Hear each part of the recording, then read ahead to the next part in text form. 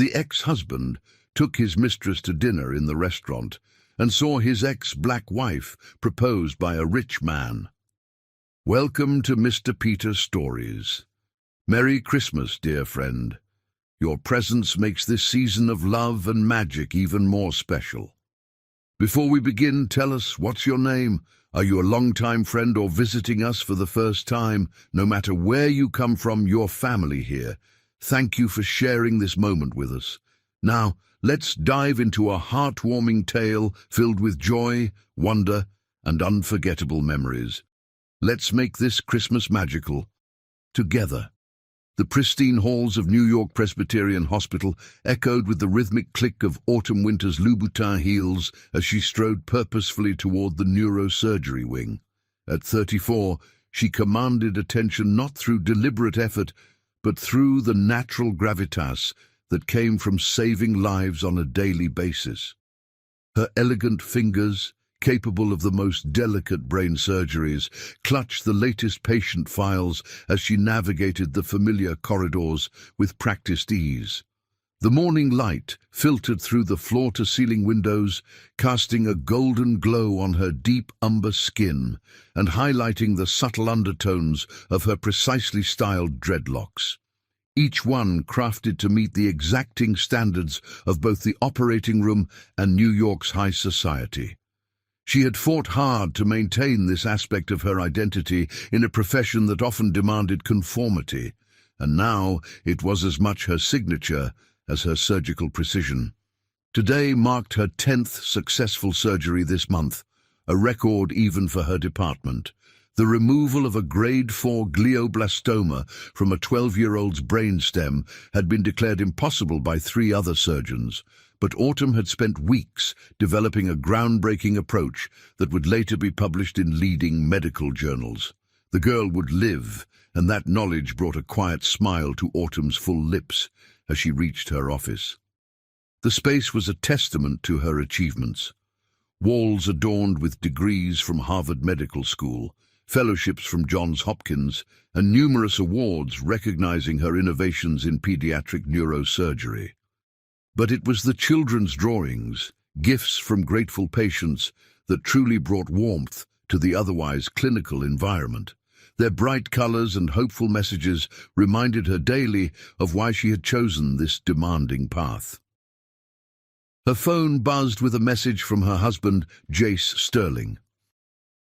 Dinner tonight at Le Bernardin, 8 p.m., celebrating the Morrison deal. Short, precise, like most of their communications lately. Autumn sighed, her perfectly manicured fingers hovering over the screen before typing a quick confirmation. She couldn't remember the last time he had asked rather than informed, the last time he had called instead of texted, or the last time his message had contained any real warmth. Jace Sterling, with his steel-grey eyes and carefully cultivated salt-and-pepper hair, had once been her escape from the intensity of medical life. His world of high finance and hedge fund management had seemed exciting, different, a contrast to the life-and-death decisions that filled her days. Now, 7 years into their marriage, she wondered if they had become too different, operating in parallel universes that intersected only at charity galas and society functions. Through the glass walls of her office, Autumn watched her team preparing for rounds. Dr. Harrison, her protégé, caught her eye and gestured to his watch, a reminder of the morning's schedule. She nodded, gathering her thoughts and the necessary files. This was her element, where everything made sense, where her decisions had clear purposes and measurable outcomes. The morning sun caught the massive diamond on her left hand, sending prismatic reflections dancing across her desk. The ring, like everything about their marriage, was carefully chosen to project an image of success and perfection. Jace had selected it with the same analytical precision he applied to his investment portfolios: flawless clarity, optimal cut, impressive carat weight. Sometimes she wondered if he had chosen her the same way, a perfect addition to his carefully curated life. Their penthouse on the Upper East Side told a similar story. The interior designer had crafted each room to be magazine-worthy, incorporating elements of both their tastes into a space that looked lived in but never truly felt like home. African art pieces she had collected during medical missions abroad sat alongside modern sculptures Jace had acquired at exclusive galleries. The wall-to-wall windows offered breathtaking views of Central Park. But lately, Autumn found herself looking past the manicured greenery to the bustling streets below, wondering about the real stories playing out in the lives of ordinary New Yorkers. As she prepared for rounds, Autumn's mind drifted to the upcoming evening. Le Bernardin was Jace's way of showing appreciation, but even his gestures of romance had become predictable, programmed like the algorithmic trades that had built his fortune. She knew the script. He would order the wine pairing, discuss his latest deal's success, maybe mention the upcoming benefit gala they needed to attend. There would be other diners stealing glances at them, the power couple, the successful black female neurosurgeon, and her finance mogul husband, living proof of the American dream. But dreams, Autumn was learning, had a way of shifting, evolving, sometimes disappearing altogether. The young girl who had grown up in a modest Baltimore row house, who had studied by streetlight when the electricity was cut off, who had earned scholarships through sheer determination, that girl had dreamed of helping people, of making a difference. Somewhere along the way, that dream had become entangled with society's expectations, with Jace's ambitions, with the endless pursuit of perfection. The intercom buzzed, "Doctor," Harrison's voice breaking through her reverie. "Dr. Winters, we're ready for rounds." Autumn straightened her white coat, checking her reflection in the window. The woman who looked back at her was everything she had aspired to be professionally, but personally. That answer grew more uncertain with each passing day. She gathered her tablet and patient files, squaring her shoulders as she prepared to face another day of brain surgeries and board meetings. The halls of New York Presbyterian welcomed her back into their embrace, where she was simply Dr. Winters, where her identity was clear and her purpose unchanged. Here, at least, the illusion of perfection aligned with reality. As she stepped out of her office, Autumn couldn't shake the feeling that something was shifting, like the first tremors before an earthquake. Her phone buzzed again, another message from Jace, this time about coordinating their appearances at an upcoming charity event. She slipped the phone into her pocket unanswered. Right now, she had lives to save, residents to teach, and a reputation to uphold. The rest, her marriage, her personal life, the growing distance between who she was and who she was expected to be, would have to wait. Little did she know, across town, in the gleaming offices of Sterling Capital Management, Jace was making decisions that would shatter their carefully constructed world.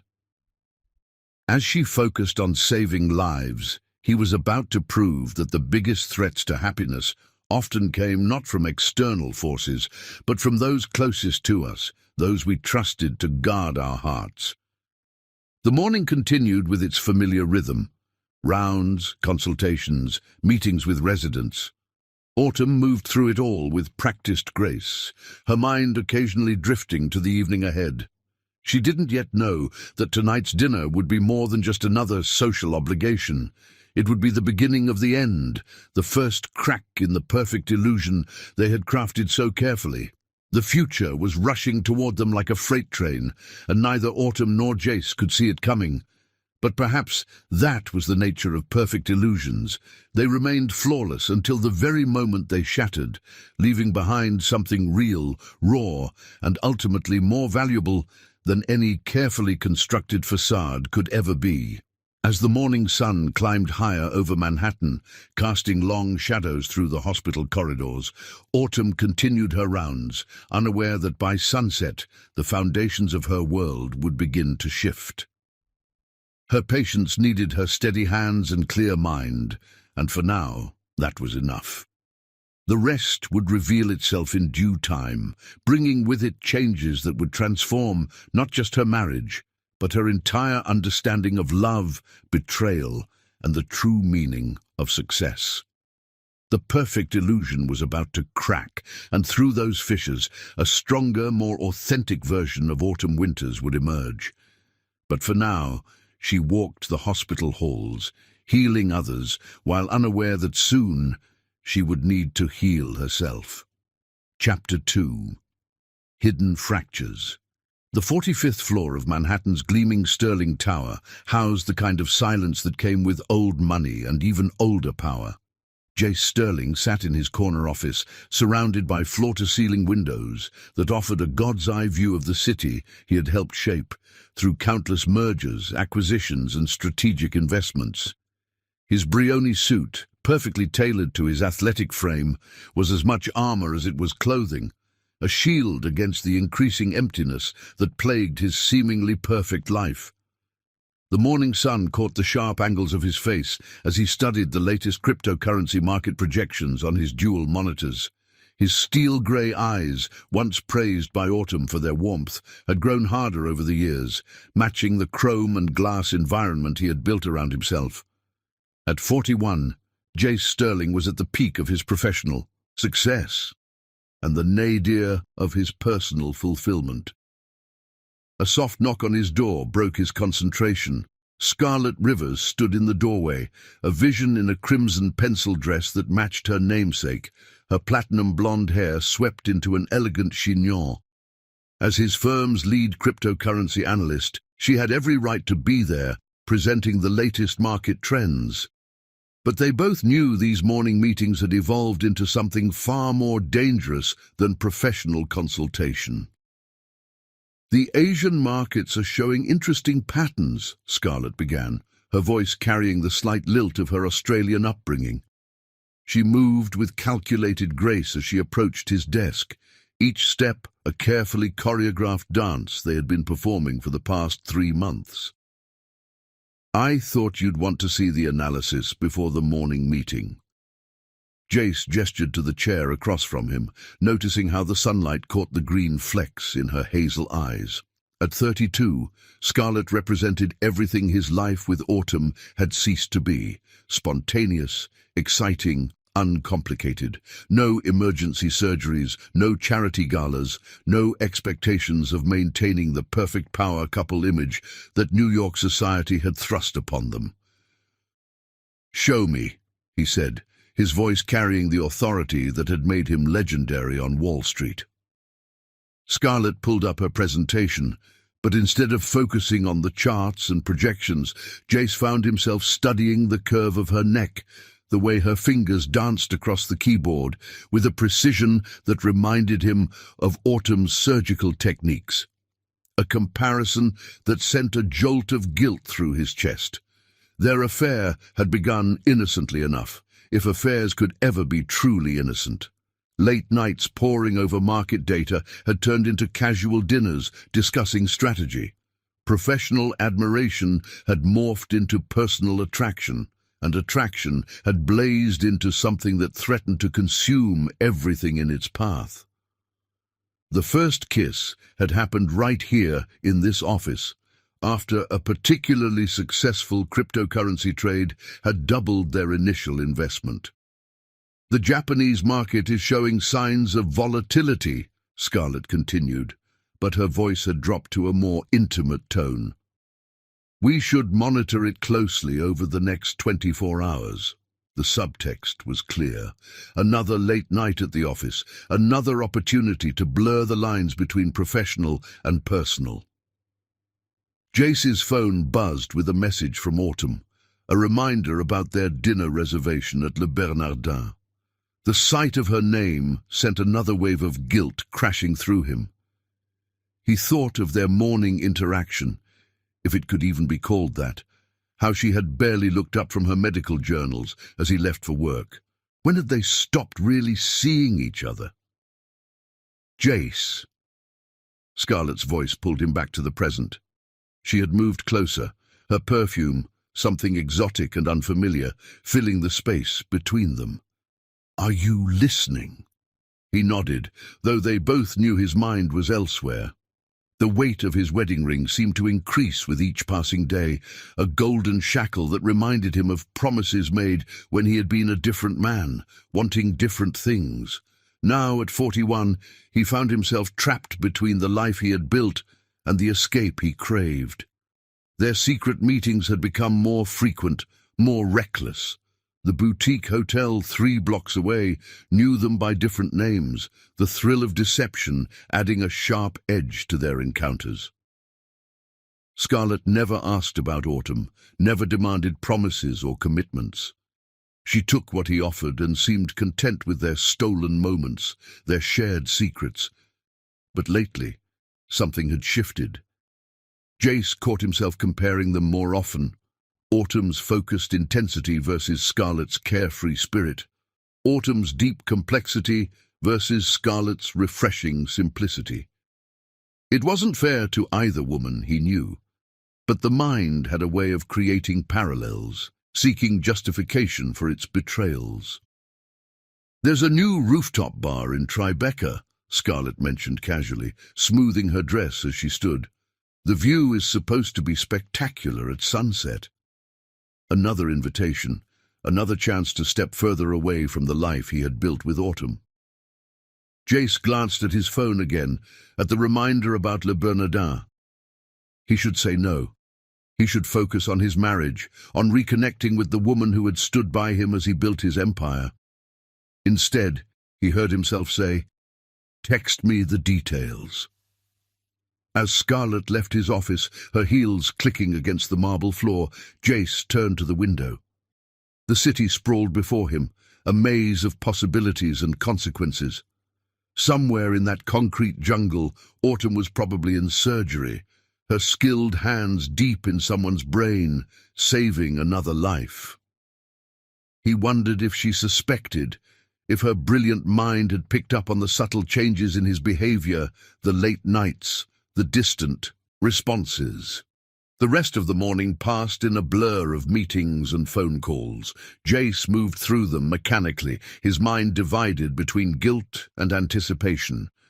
The sterling reputation he had built, the respect he commanded in financial circles, all of it felt hollow compared to the electric thrill of his secret rendezvous with Scarlett. During lunch, he found himself in the elevator with her, descending to the building's exclusive restaurant.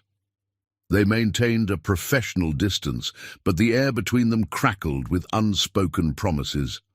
Other employees chatted about market trends and weekend plans, oblivious to the tempest brewing in their midst.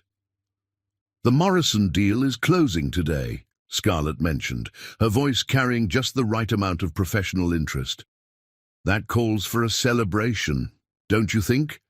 The Morrison deal, his excuse for dinner with Autumn." The irony wasn't lost on him.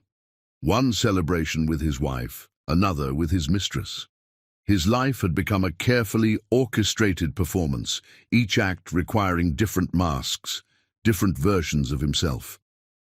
Back in his office, Jace stared at the family photo on his desk. Him and Autumn at last year's charity gala, both smiling perfect smiles that didn't quite reach their eyes. When had they become such strangers? When had the passion that once fueled their relationship cooled into this polite distance? His secretary buzzed in, reminding him of the afternoon's board meeting.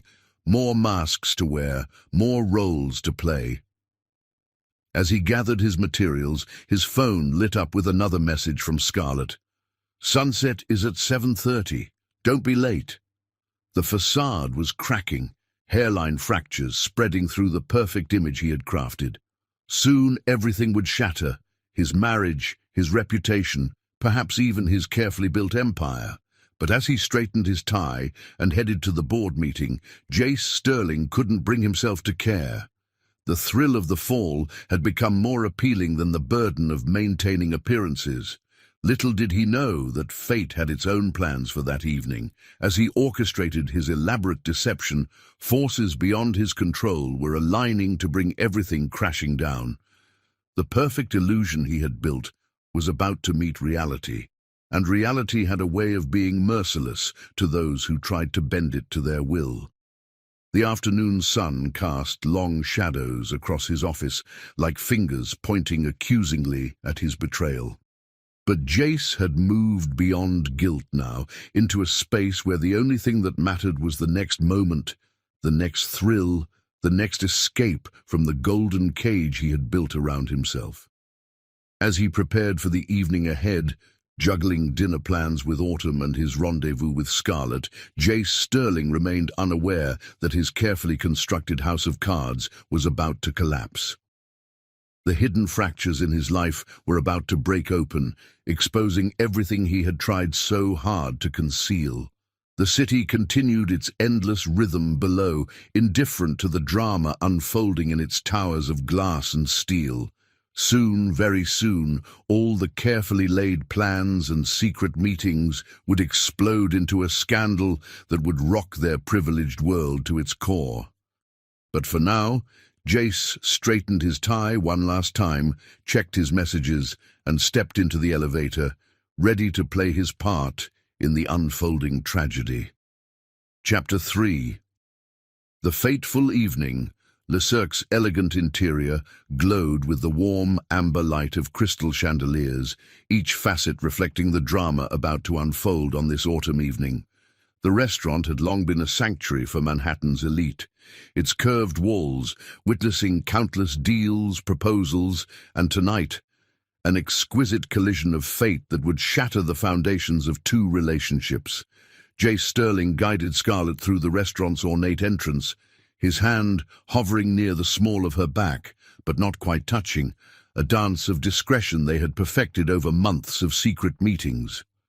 He had chosen Le Cirque deliberately, a subconscious act of rebellion against his marriage. This had been his and Autumn's special place, where he had proposed 7 years ago, where they had celebrated countless anniversaries and achievements. Scarlet was a vision in midnight blue, her dress a masterpiece of understated elegance that still managed to turn heads as they followed the maître d' to their table. Her platinum hair caught the light, creating a halo effect that made her look almost ethereal. She moved with the confident grace of someone accustomed to being desired, each step precise in her Manolo Blahniks.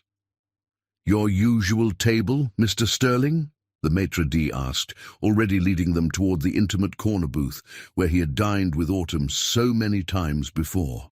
"No," Jace replied quickly, perhaps too quickly. "Something different tonight." He didn't want to examine why he couldn't bear to sit in that booth with Scarlet, didn't want to acknowledge the guilt that still lingered beneath his carefully maintained facade of indifference. They were seated at a table with a view of Central Park, the city lights twinkling beyond the restaurant's windows like distant stars. Jace ordered a bottle of Chateau Margaux, 2015, different from the Burgundies he usually shared with Autumn. Everything about tonight needed to be different, needed to establish this as something separate from his married life. "You're distracted," Scarlet observed, her Australian accent more pronounced in intimate settings. She reached across the table, her fingers brushing his hand with practiced casualness. "The Morrison deal?" Jace forced a smile, adjusting his Patek Philippe watch, a 5th anniversary gift from Autumn. "Just thinking about the market implications." It was a lie, and they both knew it. But their relationship thrived on such polite fictions.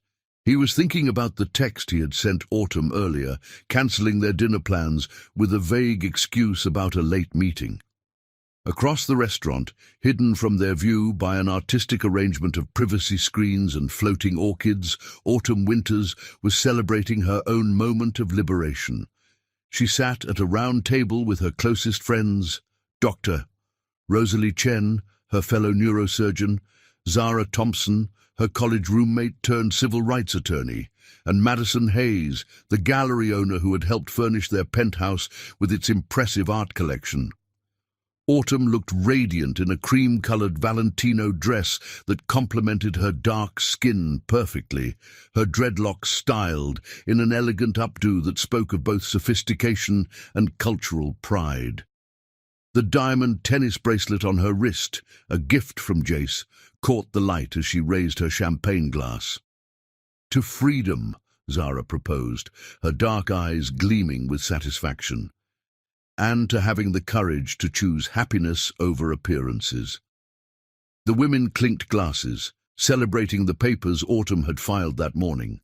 Divorce papers that would end her 7-year marriage to one of Wall Street's most powerful men. She hadn't told Jace yet. Tonight was about celebrating with the women who had supported her through months of suspicion, weeks of evidence gathering, and finally the decision to end a marriage that had become more prison than partnership. "Dr. Winters," a deep voice interrupted their toast. Kingston Alexander Rhodes stood before their table, his 6'3" frame impeccably dressed in a custom Tom Ford suit that highlighted his broad shoulders and athletic build. At 43, he carried himself with the quiet confidence of a man who had built a tech empire from the ground up.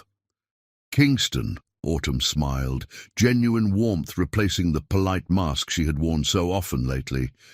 They had met 6 months ago at a hospital board meeting where his company was presenting revolutionary AI technology for diagnostic imaging.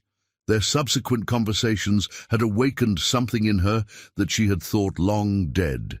Intellectual excitement, genuine connection, the thrill of being truly seen.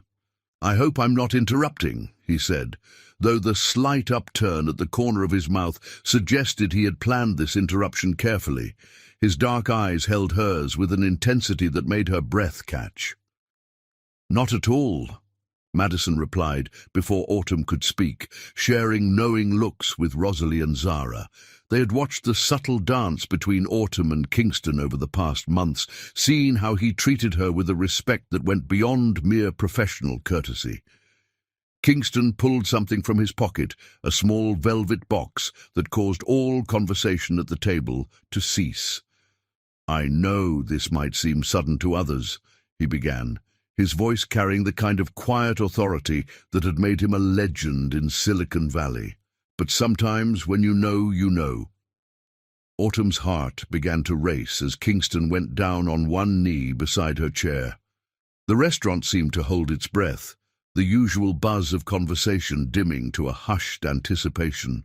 "Autumn Winters," he continued, "you are the most brilliant, compassionate, and authentic person I have ever met. You challenge me intellectually, inspire me professionally, and move me emotionally.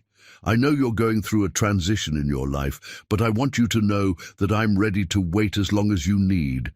When you're ready, if you'll have me, I want to spend the rest of my life being worthy of you." He opened the box, revealing a stunning emerald-cut diamond ring, but it was the smaller box beside it that brought tears to Autumn's eyes. Inside was a simple silver key card, access to his private research lab where they had spent countless hours discussing the future of medical technology. "The ring is negotiable," Kingston said with a smile that transformed his usually serious features. "But I'm hoping you'll accept both. Marry me, partner with me in revolutionizing medical care for underserved communities, build a future with me that's based on genuine connection rather than social expectations." The sound of shattering glass cut through the moment like a knife. Across the restaurant, Jace Sterling stood frozen, the remains of his wine glass scattered at his feet like rubies on the plush carpet. His face had drained of color as he stared at the scene unfolding across the room. His wife, his Autumn, being proposed to by one of the most powerful men in tech. Scarlet followed his gaze, her own glass suspended halfway to her lips. The pieces fell into place with devastating clarity. Why he had been increasingly distracted, why he had insisted on a different table, why his guilt had seemed to weigh heavier lately. The restaurant held its breath, caught in the gravity of this moment where private betrayals became public theatre.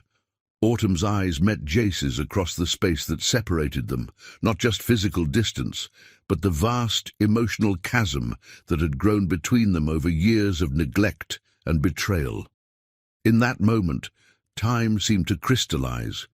Jace saw not pain or anger in Autumn's eyes, but something far worse, complete indifference. She turned back to Kingston, who was still on one knee, waiting with the patient confidence of a man who understood the value of what he was asking for. "Yes," Autumn said, her voice clear and strong, carrying across the hushed restaurant. "To both proposals." She allowed Kingston to slip the ring onto her finger, accepted the keycard with equal reverence, and rose to embrace him as the restaurant erupted in applause. Her friends were on their feet, champagne flowing freely now as other diners offered their congratulations. Kingston pulled her close, his kiss both tender and respectful, a public declaration of private feelings that had been building for months. At their table, Scarlett watched Jace's face crumple with the realization that he had not only lost his wife, but had underestimated her completely. She saw the moment he understood that Autumn had known about their affair, had planned her escape with the same precision she brought to her surgeries, and had emerged not as a victim, but as a victor. "Jace," Scarlett began, but he was already moving, stumbling toward the exit, leaving her alone at the table with an unopened bottle of wine and the weight of unspoken revelations. She signaled for the check, dignity warring with humiliation as she felt the curious eyes of other diners. The evening air hit Jace like a physical blow as he burst onto the sidewalk. Behind him, through Le Cirque's windows, he could see Autumn accepting congratulations, her smile radiant as Kingston kept her close. The sight of them together, so clearly matched in intelligence, ambition, and mutual respect, forced him to confront every mistake, every casual betrayal that had led to this moment. Inside, Autumn caught a glimpse of his retreat through the window. A small part of her had imagined this moment differently, had pictured tears or confrontation, drama or denial. Instead, she felt only a profound sense of rightness as Kingston's hand found hers, their fingers intertwining with natural ease. "To new beginnings," Rosalie proposed, raising her glass once more. The toast was echoed around the table, but Autumn's eyes were on the keycard Kingston had given her. It represented everything her marriage to Jace had lacked: partnership, respect, shared purpose. The night continued, a celebration of endings and beginnings, while outside, Jace Sterling's world crumbled with the weight of consequences long overdue. The perfect illusion had shattered, leaving behind the glittering shards of what once was and the bright promise of what could be. Le Cirque's elegant rooms had witnessed countless stories over the years, but few as poetically just as this evening's drama. As the night drew to a close, 3 lives had been irrevocably changed, one rising from the ashes of betrayal, one falling from the heights of presumption, and one caught in the crossfire of their unraveling. Chapter 4. Shattered Glass. The New York night wrapped itself around Jace Sterling like a shroud as he stumbled out of Le Cirque, the crisp autumn air doing nothing to clear the fog of devastation clouding his mind. The doorman's concerned look barely registered as he waved off the offer to call his car service. He needed to walk, needed to move, needed to do something to process the scene that had just shattered his carefully constructed world. Fifth Avenue stretched before him like a river of lights, the city's endless energy a stark contrast to the hollow emptiness expanding in his chest. His Italian leather shoes, worth more than some people's monthly rent, scraped against the concrete as he walked aimlessly, his usual confident stride replaced by the uncertain gait of a man whose foundations had crumbled. Behind him, through Le Cirque's elegant windows, the celebration continued. Autumn's joy radiated through the glass, a beacon of happiness that now seemed designed specifically to torture him. The image of Kingston Alexander Rhodes on one knee burned in his mind, competing with the memory of Autumn's face. Not broken, not devastated, but triumphant. She had known. Somehow, his brilliant, beautiful wife had known everything and had orchestrated her revenge with surgical precision. His phone buzzed incessantly in his pocket, scarlet no doubt, demanding explanations he couldn't give. The weight of his wedding ring seemed to increase with each step, a golden anchor dragging him down into the depths of his own making. He found himself in front of a bar he'd never noticed before, its neon sign casting a sickly blue glow across his expensive suit. Inside, the bartender took one look at him and placed a double scotch in front of him without being asked. "Rough night?" she asked, though her tone suggested she'd seen enough Wall Street types drowning their sorrows to know better than to expect an answer. Jace loosened his Hermes tie, the silk suddenly feeling like a noose. "My wife," he started, then stopped, laughing bitterly. "My wife just got engaged." The words hung in the air, their absurdity matching the surreal quality of the evening. Meanwhile, back at Le Cirque, Autumn sat in a cocoon of warmth created by friendship and vindication. Kingston's arm rested casually across the back of her chair, his presence solid and reassuring in a way Jace's had never been. The diamond on her finger caught the light differently than her wedding ring had, less like a brand of ownership and more like a promise of partnership. "When did you know?" Madison asked, leaning forward with the kind of intense curiosity that had made her one of New York's most successful gallery owners. "About Jace and that woman." Autumn's fingers traced the stem of her champagne glass, her surgical precision evident even in this small gesture. 3 months ago," she replied, her voice steady.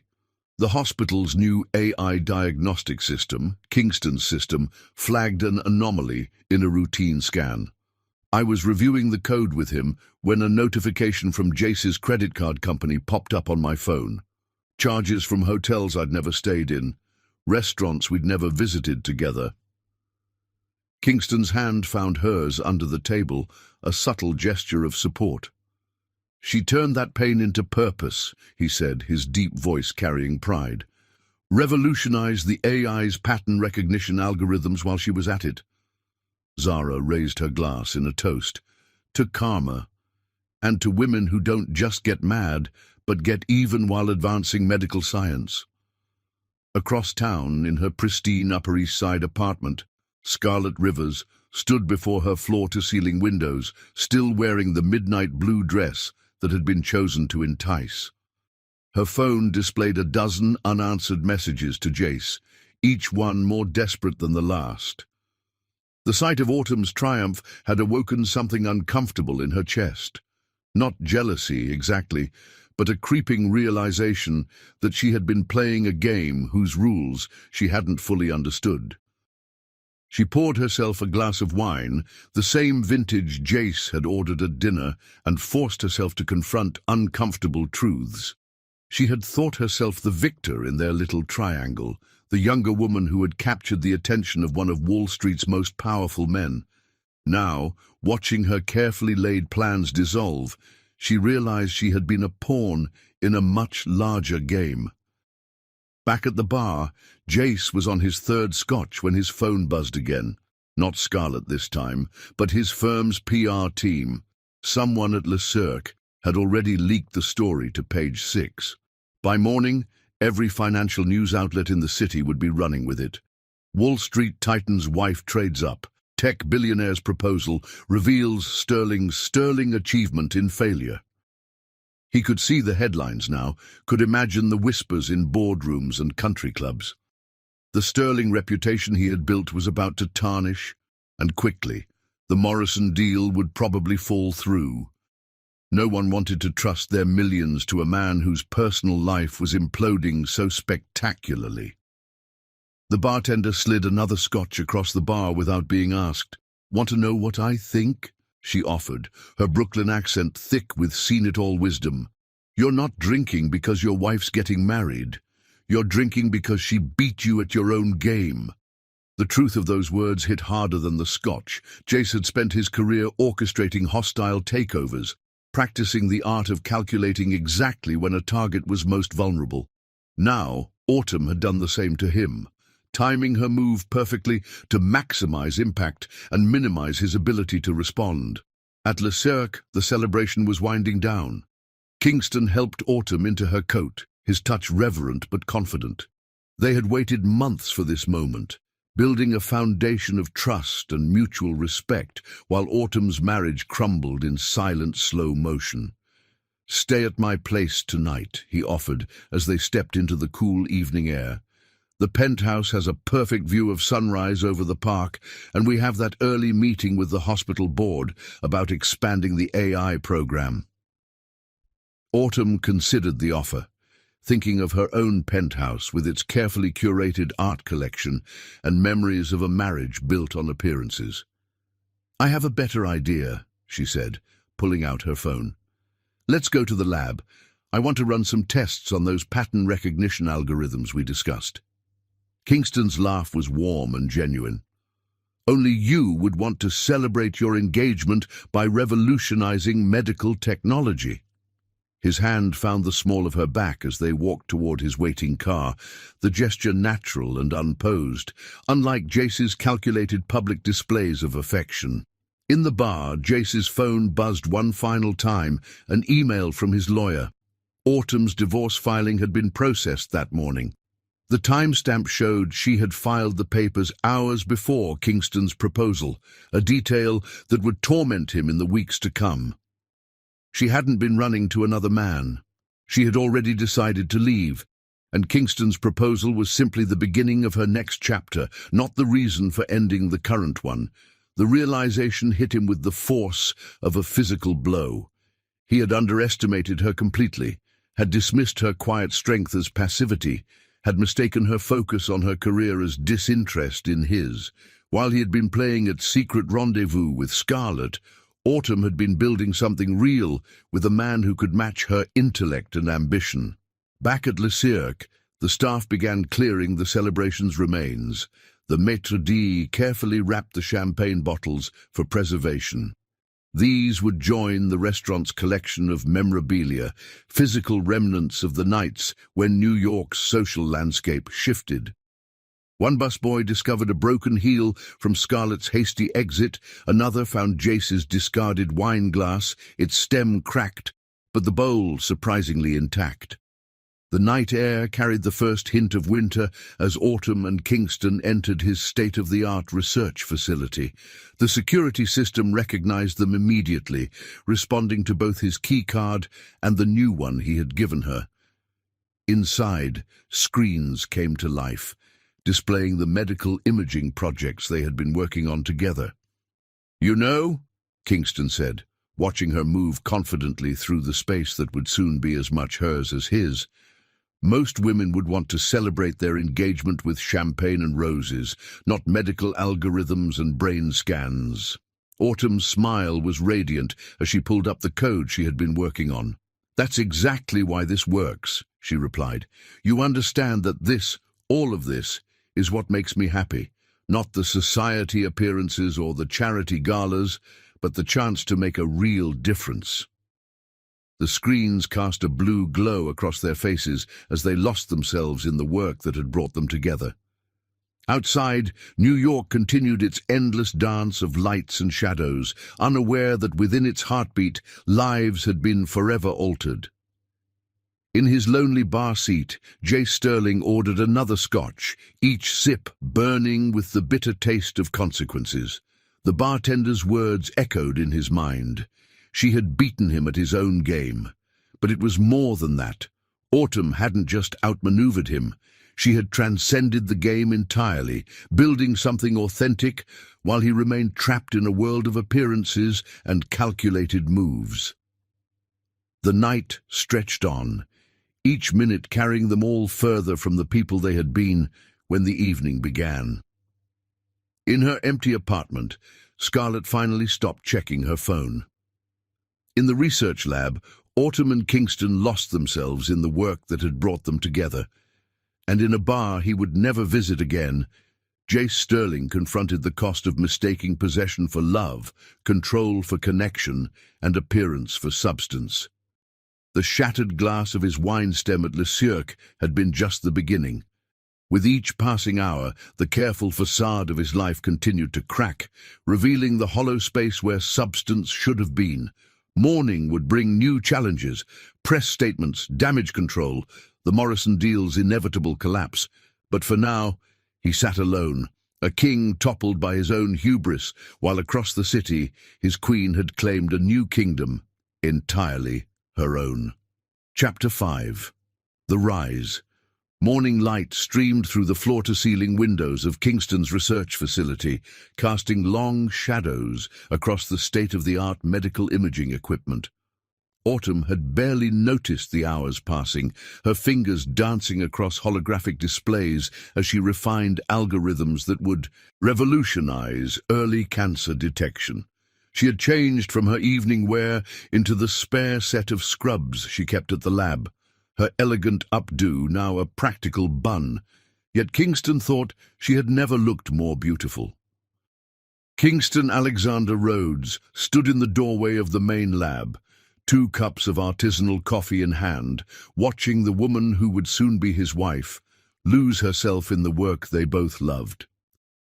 Unlike Jace, who had seen Autumn's dedication to medicine as competition for her attention, Kingston found her passion intoxicating.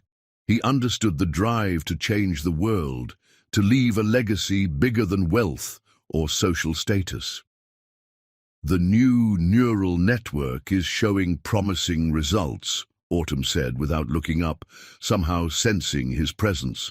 A smile played at the corners of her lips as she continued to work, her fingers moving with the same precision she brought to her surgeries. "The pattern recognition rate has improved by 37%. Kingston set her coffee beside her workstation, his own forgotten, as he leaned in to study the data scrolling across the screen. "You've modified the base algorithm," he observed, his deep voice carrying notes of admiration and excitement. "This could cut diagnostic time in half." "More than that," Autumn replied, finally turning to face him. Their eyes met, and the spark between them had nothing to do with romance and everything to do with shared purpose. "With these modifications, we could make this technology accessible to hospitals in underserved communities. No more misdiagnoses due to overworked radiologists or outdated equipment." Kingston's hand found hers, their fingers intertwining naturally. The diamond ring on her finger caught the morning light, but it was the key card beside her workstation that held more meaning for both of them. "You haven't slept," he noted, concern mixing with understanding in his voice. "Neither have you," she countered, noticing the subtle signs of fatigue around his eyes. "But this is more important than sleep. Do you know how many lives we could save with this?" Instead of arguing or suggesting she rest, Kingston pulled up a chair beside her. "Show me," he said simply, and together they dove back into the work, their coffees growing cold forgotten. Across town, in his penthouse office at Sterling Tower, Jace Sterling faced a different kind of mourning. The news of last night's events at Le Cirque had spread through New York's financial circles like wildfire.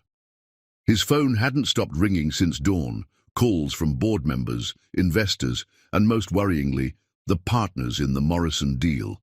The New York Times business section lay open on his desk, the headlines stark against the crisp paper, "Tech meets medicine, Rhodes and Winters unite in both love and innovation." The article detailed not just the engagement, but the groundbreaking medical AI project they had been developing together. What should have been simply a society page scandal had become a business story about innovation and the future of healthcare. His secretary buzzed in, her voice carefully neutral. "Mr. Sterling, the Morrison Group is requesting an emergency meeting. They're concerned about recent developments."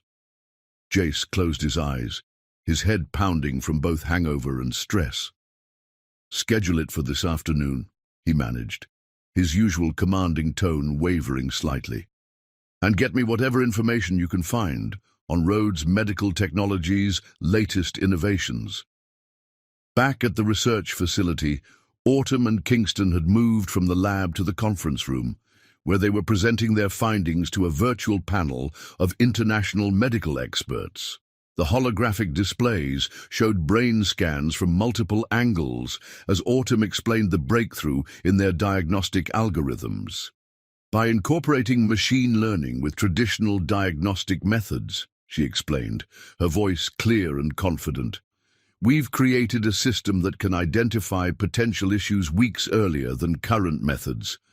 But more importantly, we've designed it to be accessible to facilities with limited resources.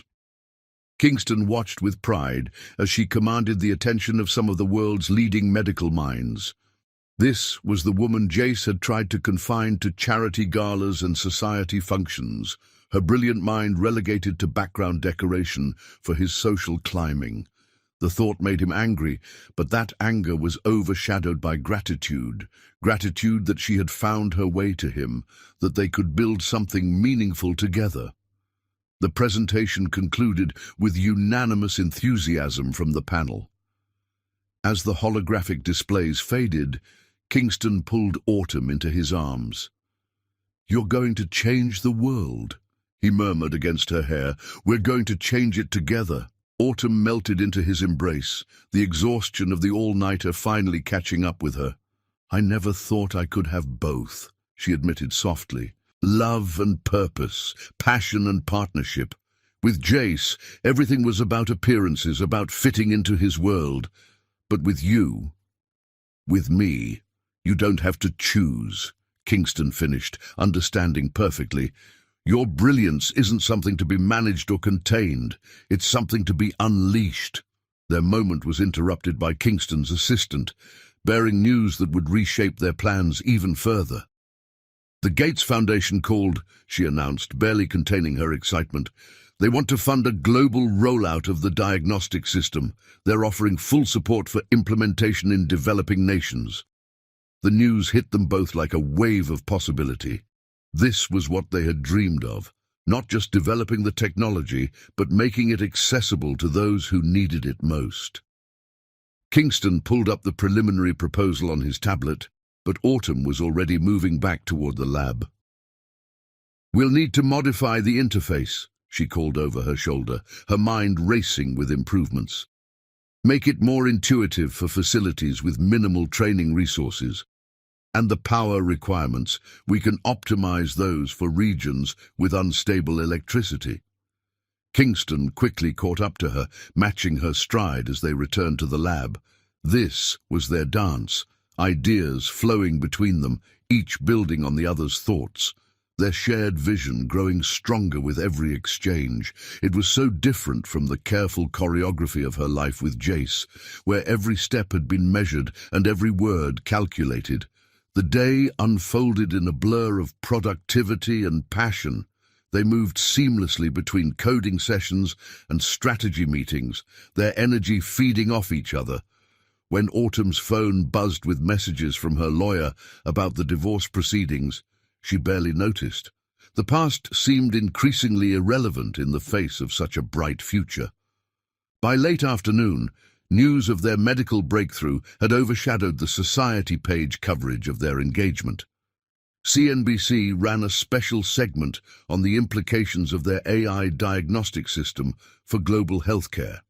The stock price of Rhodes Medical Technologies soared, while Sterling Capital Management saw its shares decline as rumors spread about the Morrison deal's instability. In their lab, Autumn and Kingston remained oblivious to the financial markets drama. They were lost in their work, in the joy of creation, and the satisfaction of knowing their efforts would save lives.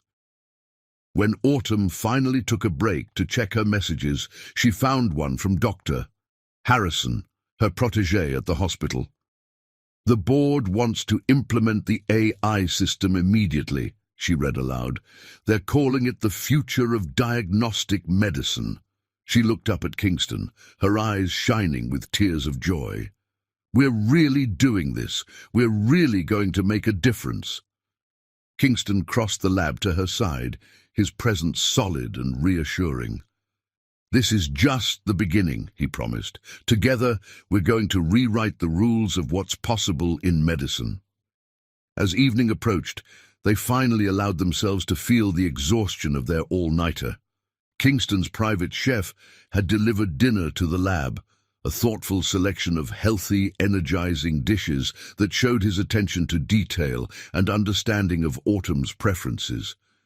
They ate at her workstation, surrounded by holographic displays of brain scans and algorithm flowcharts. It wasn't a romantic dinner by conventional standards, but for them, it was perfect. Their conversation flowed effortlessly between technical discussions and personal dreams, each realm enriching the other. "Move in with me," Kingston said suddenly, his voice soft but certain. "Not because of last night's proposal, not because of the divorce, but because we work better together, because every moment you're not here feels like a missed opportunity to change the world." Autumn looked around the lab, their lab, and felt the rightness of his words. This wasn't just a workplace. It was where their shared dreams took shape, where their combined brilliance could make the impossible possible. "Yes," she replied simply, "but we're keeping this as our date night spot." Kingston laughed, the sound rich and genuine. "Only you would consider a medical research lab romantic," he teased, but his eyes held nothing but adoration and understanding. As night fell over Manhattan, their lab remained illuminated by the glow of holographic displays and the bright promise of their shared future. While the city buzzed with gossip about their engagement and speculation about Sterling Capital's future, they remained focused on what truly mattered, the work that would touch countless lives and the love that made it all possible. The contrast couldn't have been starker. In his increasingly empty office, Jace Sterling fought to save his empire, his decisions haunted by the ghost of what he had lost. But in their lab, Autumn and Kingston built something new, a partnership based on shared purpose, mutual respect, and the thrilling possibility of changing the world together. The night deepened, but they continued working, their energy sustained by passion and possibility. They were no longer just two brilliant individuals.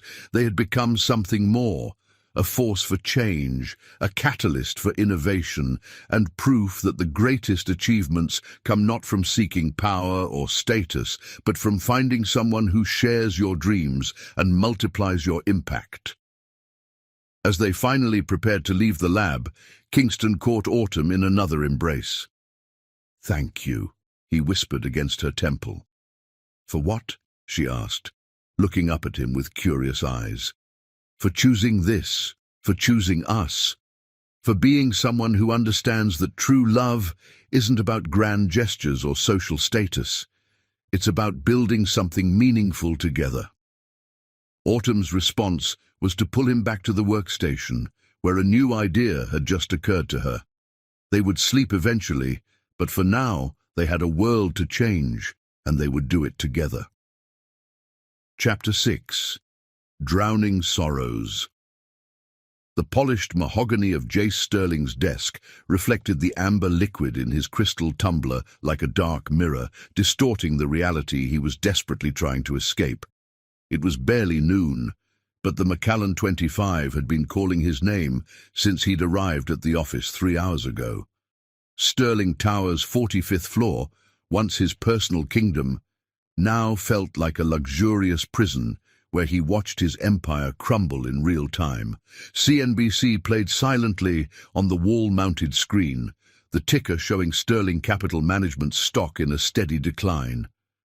The Morrison deal hadn't just fallen through, it had imploded spectacularly, taking with it not just billions in potential revenue, but also the firm's reputation for stability. The headlines scrolling across the bottom of the screen felt like personal attacks. Sterling Capital struggles amid leadership concerns, and Rhodes Medical Technologies announces revolutionary AI diagnostic system. His intercom buzzed, his secretary's voice carefully neutral. "Mr. Sterling, Mr. Morrison's office is on line 1. They're requesting immediate repayment of the initial investment, citing the moral turpitude clause in the contract."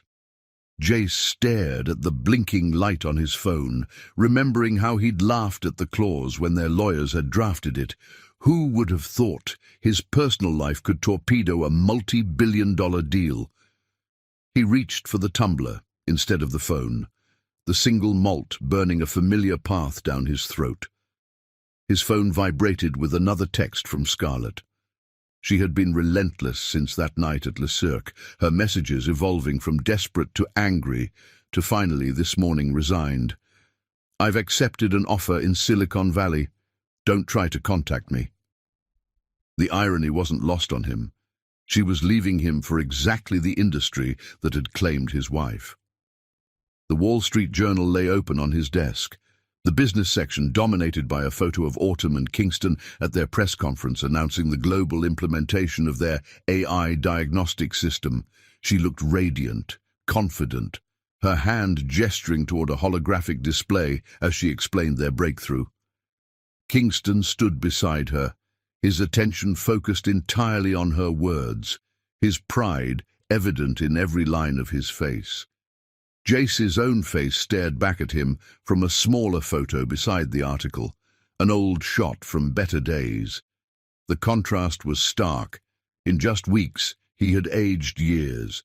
His usual impeccable appearance had begun to slip, his designer suits hanging a little looser, his eyes carrying the haunted look of a man watching his life unravel.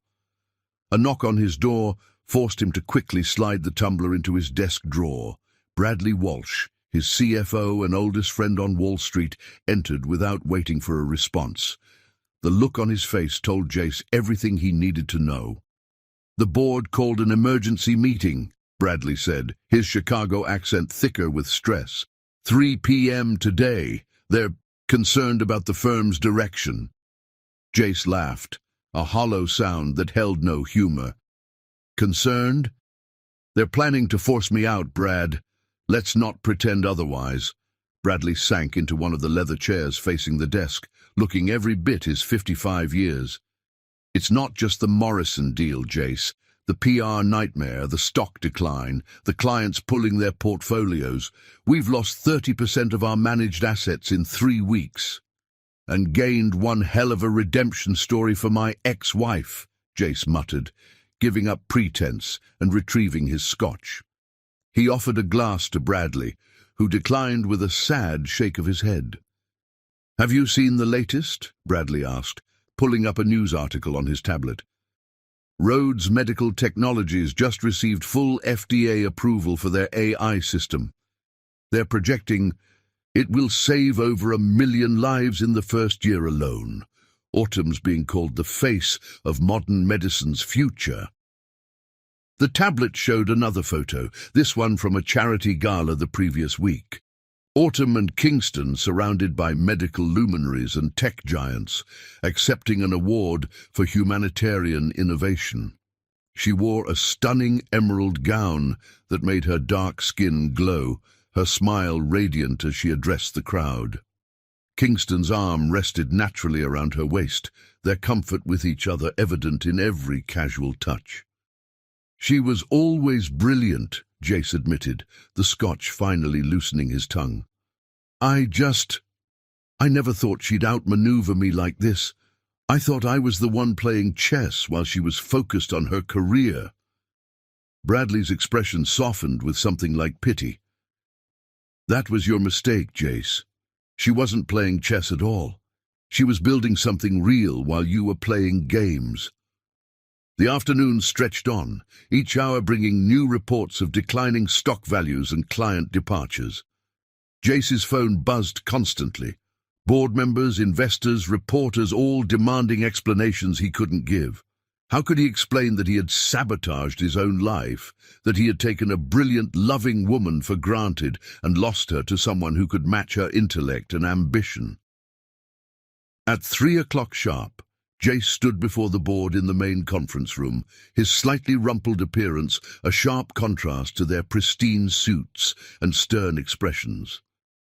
The vote was quick, almost merciful in its speed. By 4, security was escorting him out of the building he had once ruled, a cardboard box, of personal items in his arms, like a cliché of corporate downfall. The city seemed different from street level. The towering buildings that had once represented his domain, now looming over him like judges. He found himself walking, ignoring the curious glances from people who recognized him from the news. His feet carried him unconsciously toward the hospital where Autumn worked. Used to work, he corrected himself. She had accepted a position as Chief of Innovation at Rhodes Medical's new research hospital. Through the hospital's glass entrance, he caught a glimpse of a news report playing in the lobby.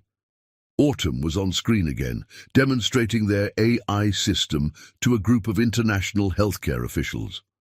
Her passion was evident even through the muted television, her hands moving animatedly as she explained complex medical concepts in a way that made them accessible.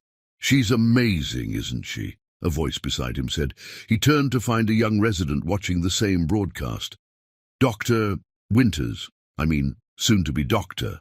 Rhodes, she's revolutionizing everything. Did you know their system can detect brain tumors weeks earlier than traditional methods? She's saving lives even when she's not in surgery." Jace didn't respond, couldn't respond. He turned away from the hospital and headed toward the nearest bar, the weight of his choices hanging heavier with each step. The same bar from that first night welcomed him back, the bartender recognizing him with a knowing nod. "The usual?" she asked, already reaching for the Macallan. "Make it a double," he muttered, loosening his tie. The TV above the bar was showing business news, and he gestured for her to change it, but not before he caught the headline. "Rhodes Medical Technologies announces global initiative. Sterling capital reports record losses." His phone buzzed again. His lawyer this time, reminding him about the divorce settlement meeting tomorrow.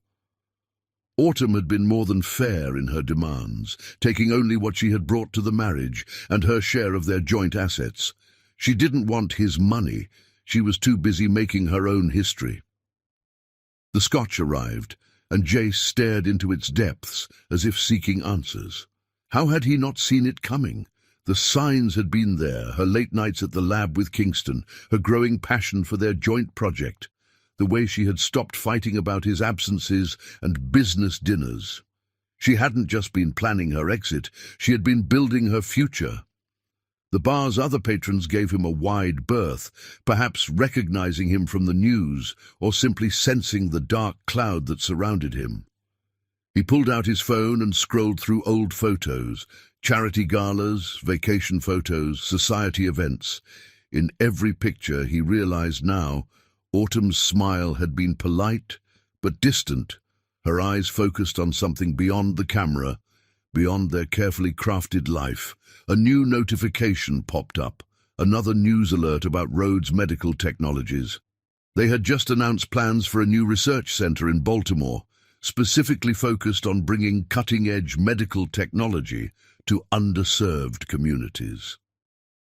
The location wasn't random. It was Autumn's hometown, where she had grown up watching her mother work double shifts as a nurse to make ends meet. "You know what your problem was?" the bartender said, sliding another scotch his way without being asked. "You thought you were the story, but you were just a chapter in hers." The truth of those words hit harder than any board meeting or stock report.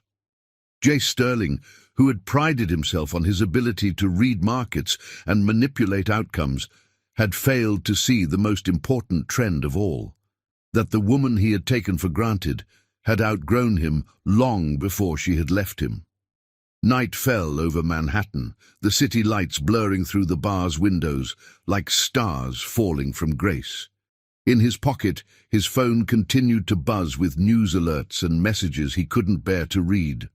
Somewhere across town, in a state-of-the-art lab that represented everything he had failed to understand about his wife, Autumn was probably still working, still changing the world, still building a future that no longer included him. The scotch offered no answers, no comfort, no escape from the reality that he had orchestrated his own downfall. His affair with Scarlett hadn't just cost him his marriage. It had exposed the hollow core of his existence, the emptiness behind the perfect facade he had worked so hard to maintain. Last call came and went, but the bartender let him stay, perhaps recognizing that he had nowhere else to go. The cardboard box from his office sat accusingly at his feet, a pathetic collection of awards and achievements that seemed meaningless now. In the end, Jace Sterling, master of hostile takeovers and corporate strategy, had been outmaneuvered not by a competitor's cunning, but by his own wife's quiet dignity and unwavering purpose. Tomorrow would bring more challenges: the divorce settlement, the press inquiries, the slow dismantling of everything he had built. But tonight, in a bar he would have never deigned to enter in his previous life, Jace Sterling finally confronted the truth. He had never deserved autumn winters, and now the whole world knew it. Chapter 7. The Foundation. The Baltimore sun rose over a transformed landscape. Where once stood an abandoned warehouse district, now gleamed the ultra-modern campus of the Winters Roads Foundation, its solar panel facades catching the morning light like diamonds. Autumn stood at the floor-to-ceiling windows of the main research building, her hand pressed against the glass as she took in the sight of her hometown's newest beacon of hope. "Remember when I told you I wanted to dream bigger?" Kingston's voice came from behind her as his arms wrapped around her waist. "I don't think even I imagined this." The Foundation's main building housed the most advanced medical research facilities in the world. But it was the surrounding complex that truly captured their vision.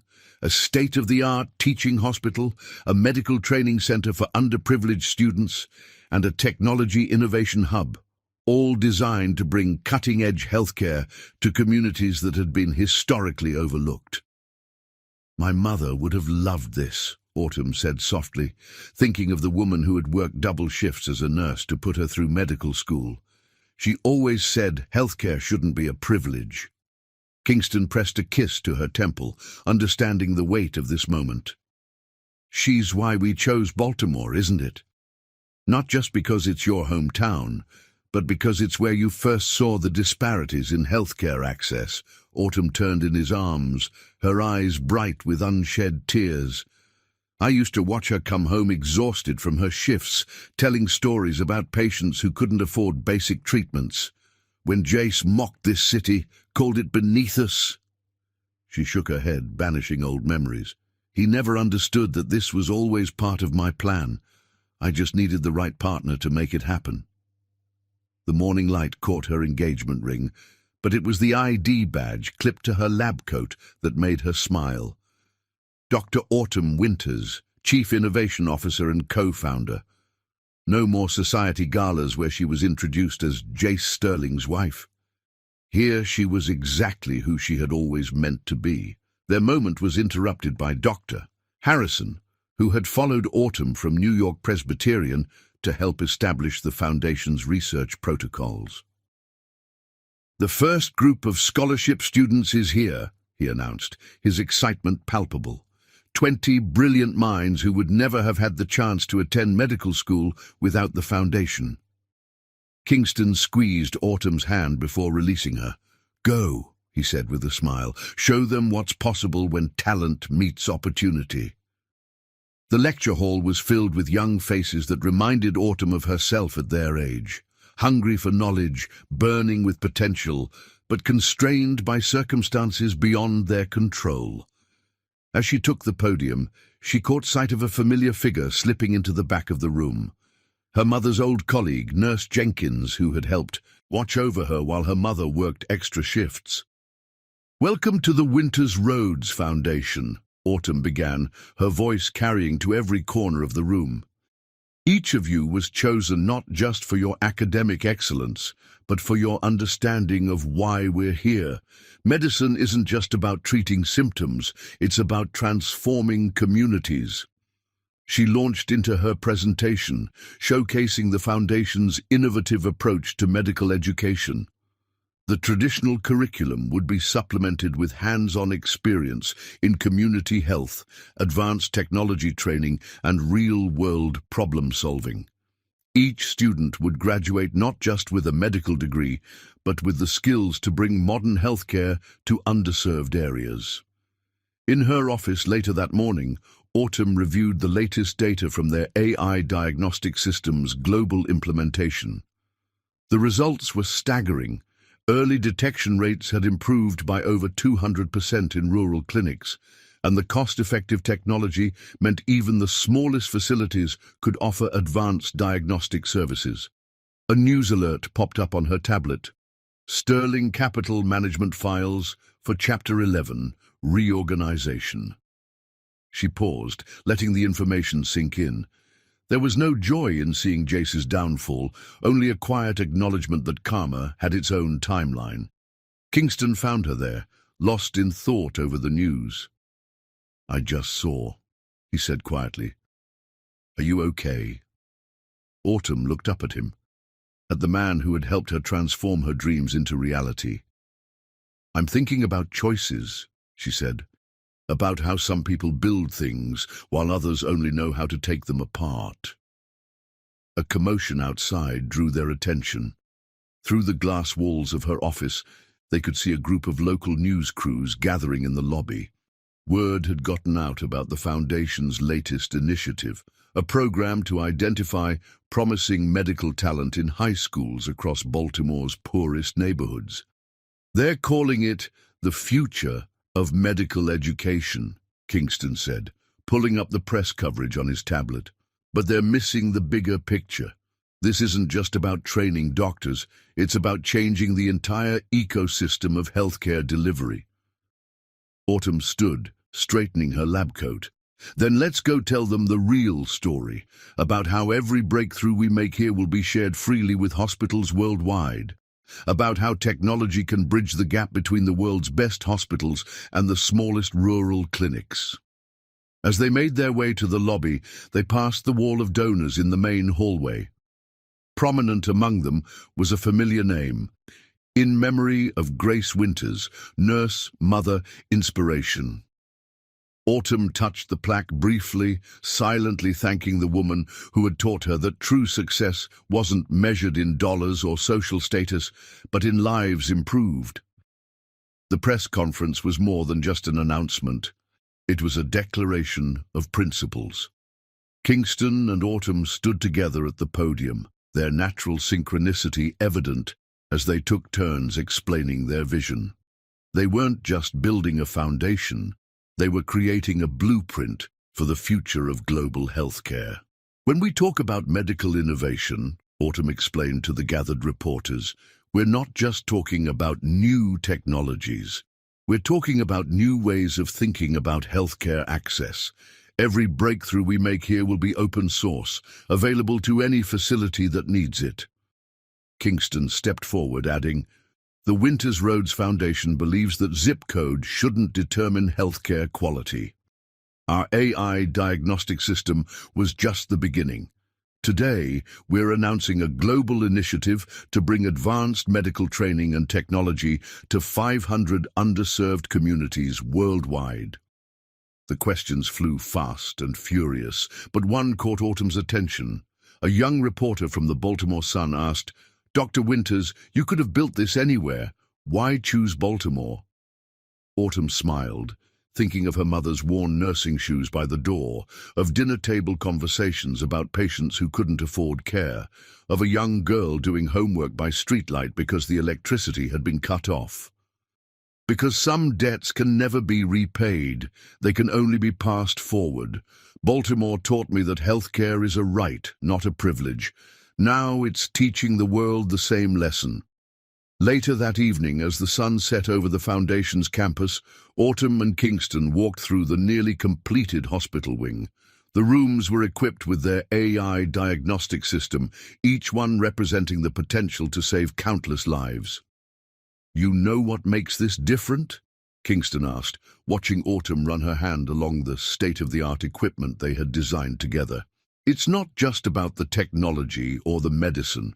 It's about dignity. Every person who walks through these doors will receive the same level of care, regardless of their ability to pay." Autumn leaned into him, their reflections ghostly in the window glass. Below, the lights of Baltimore twinkled. The city she had once been told to leave behind, now home to a revolution in medical care. "We're really doing this," she said softly. "We're really changing things." "We're just getting started," Kingston replied, pulling out his tablet to show her the latest proposals. The Gates Foundation wants to partner on expanding the program to Africa and Southeast Asia, and the WHO is interested in implementing our training protocols globally. As night fell over Baltimore, the Winters Roads Foundation stood as a beacon of hope, its lights promising a future where healthcare wasn't a luxury, but a fundamental right. Inside its walls, two people who had found each other through a shared vision continued to work, proving that the greatest revenge against those who doubted you isn't success alone, it's success that lifts others with you. The foundation wasn't just their legacy, it was proof that sometimes the best way to heal a broken heart is to help heal the world. And as Autumn and Kingston reviewed plans for their next initiative, their hands intertwined naturally, they knew that this was just the beginning of their story. Chapter 8. Redemption's Price. The cream-colored envelope arrived at Jace Sterling's temporary residence, a still luxurious but notably smaller Upper East Side apartment, on a Tuesday morning. The Winters Roads Foundation's embossed logo caught the light, a modern design that merged medical and technological symbols into something revolutionary, just like its founders. His hands trembled slightly as he opened it, the heavy cardstock speaking of expense and importance. The Winters Roads Foundation cordially invites you to the inaugural gala celebrating the opening of our Baltimore Medical Innovation Center, the invitation read. His name was printed in elegant script, and below it, a handwritten note in Autumn's distinctive hand. "The past cannot be changed, but the future is still in our hands." Jace sank into his leather armchair, the invitation feeling heavier than its physical weight warranted. Through his floor-to-ceiling windows, Manhattan's skyline seemed different now, less like his kingdom, and more like a reminder of everything he had lost. Sterling Tower, visible in the distance, no longer bore his name. The board's reorganization had been thorough and merciless. His phone buzzed with a news alert. Winters Roads Foundation revolutionizes medical education. First class of scholarship students begin training. The accompanying photo showed Autumn and Kingston standing before their stunning new Baltimore campus, their body language speaking of intimate partnership rather than staged poses. She wore a simple white lab coat over elegant professional attire, looking more radiant than she ever had at his carefully orchestrated society events. The invitation wasn't just to a gala, it was to witness Autumn's triumph. The Baltimore project had been her dream long before she met Kingston, one that Jace had dismissed as beneath their social station. "Why waste time on charity cases?" he remembered saying, the memory now burning like acid in his throat. "We have a position to maintain in New York society." His new apartment, though still luxurious by most standards, felt empty. The art collection they had built together had been divided in the divorce, with Autumn taking only the pieces she had personally selected, mostly works by emerging artists from underprivileged backgrounds. She had left him the blue-chip investments, the safe choices that now seemed as soulless as his former life. A knock at the door interrupted his brooding. His new assistant, he could no longer afford the team he once maintained, entered with the morning's financial reports. Sterling Capital Management was slowly rebuilding under new leadership, but his personal wealth had taken a massive hit. The irony wasn't lost on him. He had enough to live comfortably for several lifetimes, yet he had never felt poorer. "Sir," his assistant said carefully, "the RSVP deadline for the Foundation Gala is tomorrow. Should I—" "I'll handle it," Jace cut him off, waving him away. Once alone, He pulled up recent news coverage of the foundation on his tablet. The Baltimore project was being hailed as a revolution in medical care and education. Every major news outlet had covered its development, from the state-of-the-art facilities to the groundbreaking scholarship program. One article particularly caught his attention: From Wall Street to Main Street, How the Winters Roads Foundation is Democratizing Healthcare. The piece detailed how Autumn and Kingston had taken his public downfall and turned it into motivation to help others rise. Their AI diagnostic system was now in thousands of clinics worldwide, saving lives in places Jace had never deigned to visit. His fingers hovered over his phone, tempted to call her for the first time since that night at Le Cirque. What would he say? That he was sorry. That he finally understood what she had been trying to tell him all those years. That watching her succeed without him had taught him more about himself than all his years on Wall Street. Instead, he picked up the invitation again, studying the details. The gala would honor the foundation's first achievements and announce its global expansion plans. Autumn would receive a humanitarian award, and Kingston would unveil their next technological breakthrough. The guest list would include not just New York society, but medical pioneers, tech innovators, and community leaders from around the world. The old Jace would have seen this as an opportunity to network, to rebuild his connections, and perhaps salvage some of his former influence.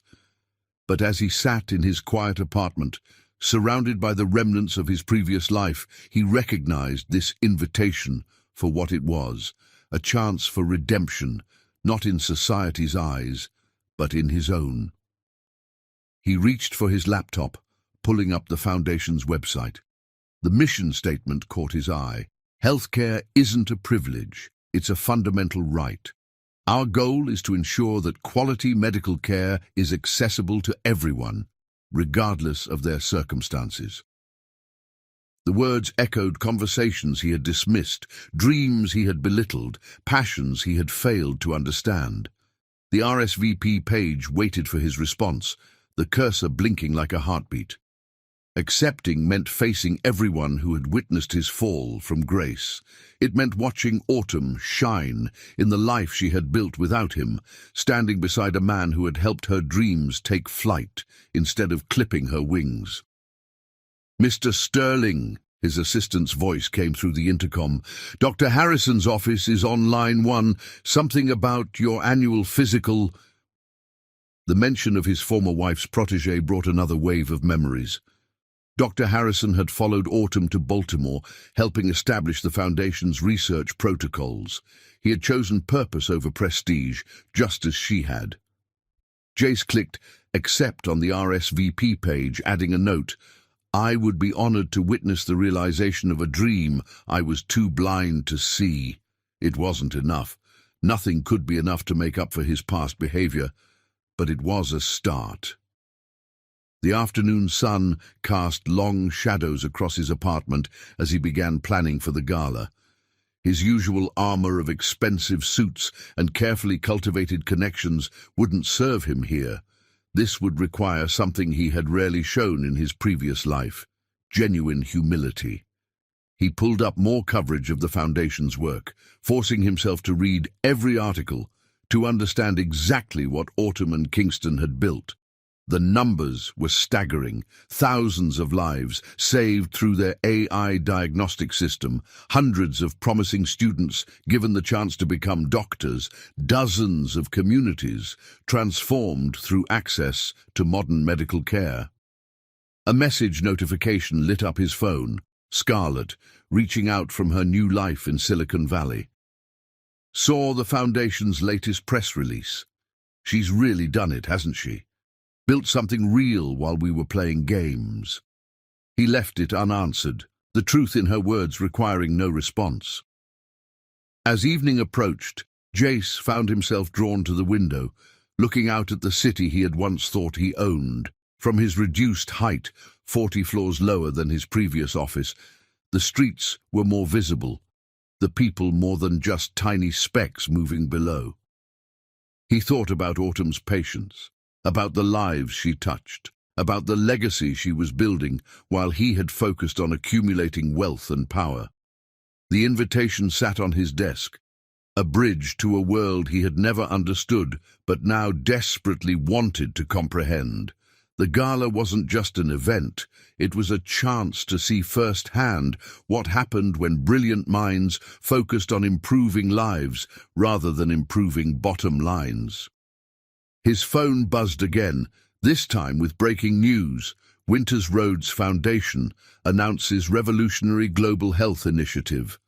The accompanying video showed Autumn and Kingston at a press conference, their natural chemistry evident as they took turns explaining their vision for the future of healthcare.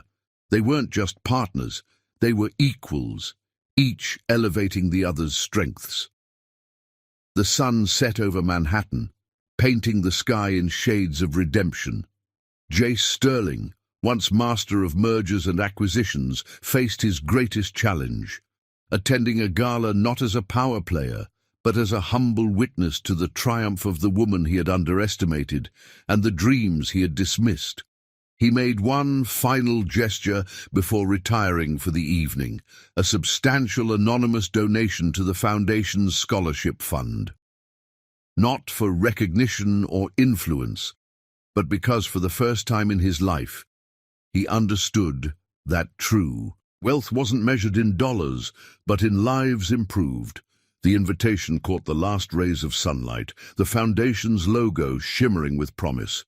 In less than a month, Jace would face his past and glimpse a future he could have been part of, had he been wise enough to see it. The price of redemption was high, but as he was learning, some things were worth more than money could measure. Chapter 9. The Speech. The Baltimore Medical Innovation Center gleamed like a beacon against the night sky, its ultra-modern architecture illuminated by carefully positioned lights that made the building seem to float above the city.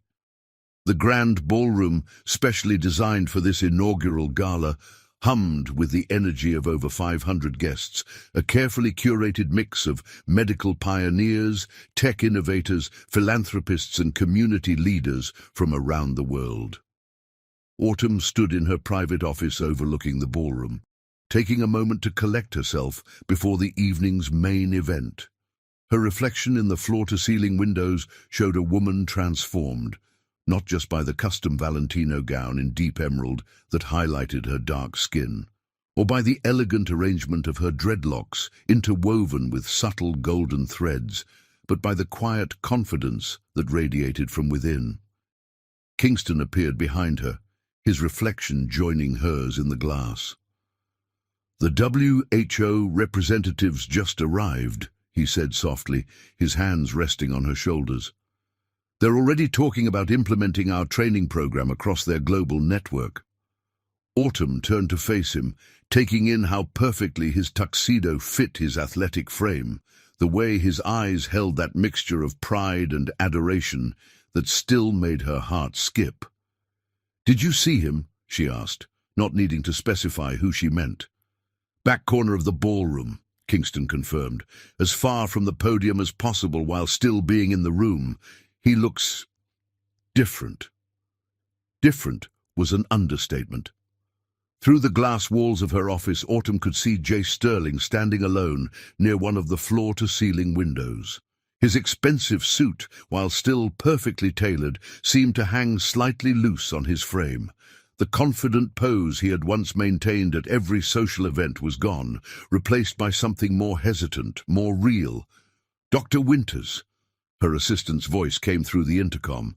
"They're ready for you downstairs." Kingston squeezed her hand. "Ready to change the world again?" The ballroom fell silent as Autumn took the stage, the spotlight catching the elegant engagement ring on her finger. Not the ostentatious diamond Jace had given her, but a unique design that incorporated the double helix structure of DNA, symbolizing her commitment to both Kingston and their shared mission. "Good evening," she began, her voice clear and strong. "Look around you. What you see isn't just a building or an institution. What you see is a promise being kept. a promise to every person who has ever been told that quality healthcare was beyond their reach, a promise to every brilliant young mind that has ever been denied the opportunity to pursue their dreams of helping others. From his position at the back of the room, Jace watched transfixed as Autumn commanded the attention of some of the world's most influential people. This wasn't the politely smiling woman who had once stood beside him at countless charity galas. This was a force of nature, a leader sharing a vision that had already begun to transform lives. 1 year ago, Autumn continued, when we broke ground on this facility, many called our goals ambitious. Implementing advanced AI diagnostic systems in underserved clinics, training the next generation of medical innovators regardless of their ability to pay, creating a global network of accessible, cutting-edge healthcare. They said it couldn't be done. She paused, her eyes scanning the room before briefly meeting Jace's. But there was something they didn't understand. Dreams don't follow market projections. Passion doesn't bow to conventional wisdom. And the determination to make a difference, that's more powerful than any obstacle. Kingston watched from the side of the stage, his heart swelling with pride. The screens behind Autumn displayed real-time data from their global initiative. Lives saved, students educated, communities transformed. Each number represented a victory not just over illness, but over the systemic barriers they had vowed to break down. Tonight, we celebrate more than the opening of a building. We celebrate the beginning of a new era in global healthcare. Our AI diagnostic system is now operating in over 3,000 clinics worldwide. Our scholarship program has given hundreds of brilliant students the chance to become the doctors their communities desperately need. And this is just the beginning. The room erupted in applause as she gestured to the screens, which now showed their next phase of expansion. Satellite facilities in Africa, Asia, and South America, each designed to bring cutting-edge medical care to historically underserved regions. But before I announce our next initiative, Autumn's voice softened slightly, becoming more personal. I want to talk about lessons learned, about how sometimes life's greatest gifts come disguised as its cruelest betrayals. In the back of the room, Jace felt the weight of hundreds of eyes turning briefly toward him.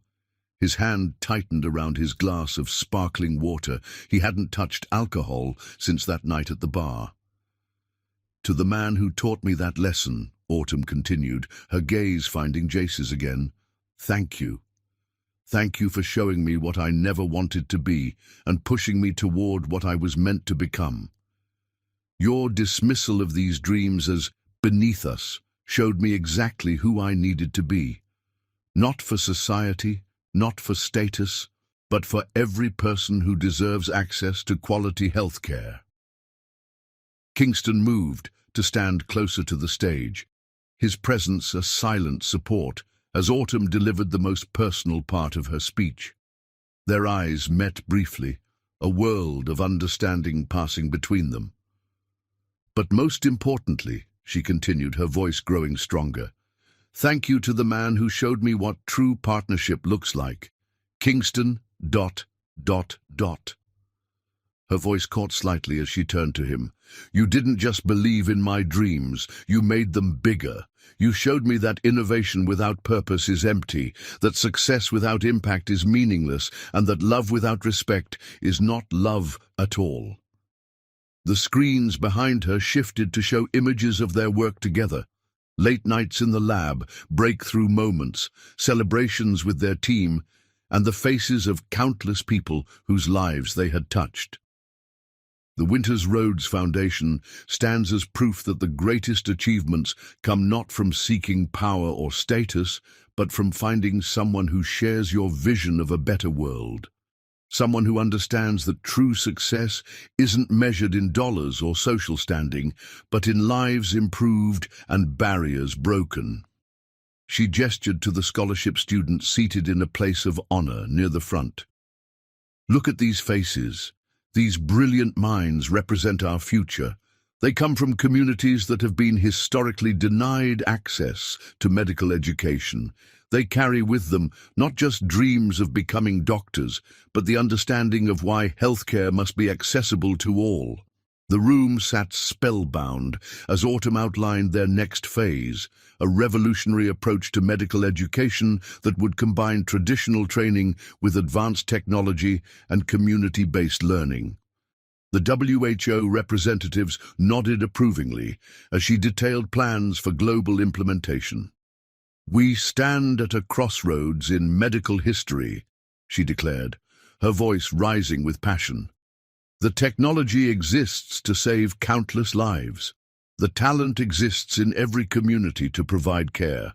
The only question is, will we be brave enough to break down the barriers that have kept these resources from reaching those who need them most?" The screens behind her showed a live feed of their AI system in action. Rural clinics in Africa, diagnosing conditions that would have once required expensive trips to distant cities. Students from underprivileged backgrounds performing virtual surgeries in advanced simulation labs. Communities being transformed through access to modern medical care. "This is not charity," Autumn emphasized, her voice firm. "This is justice.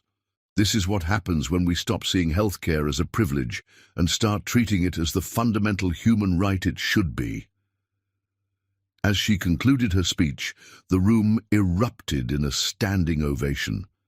Kingston joined her on stage, their natural chemistry evident as they stood together, ready to answer questions about their vision for the future. From his position at the back of the room, Jace watched as various dignitaries and industry leaders crowded around them, eager to be part of what they were building. He saw in Autumn's smile not just success but fulfillment, something she had never achieved in their carefully curated society life. The evening continued with demonstrations of their latest medical innovations, tours of the facility, and announcements of new partnerships. But for those who had witnessed it, Autumn's speech remained the most powerful moment, a declaration not just of professional success, but of personal triumph over adversity.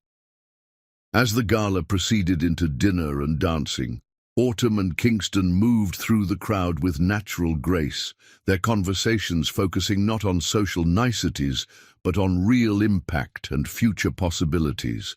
They had created something larger than themselves, a legacy that would continue to grow and transform lives long after this evening was over.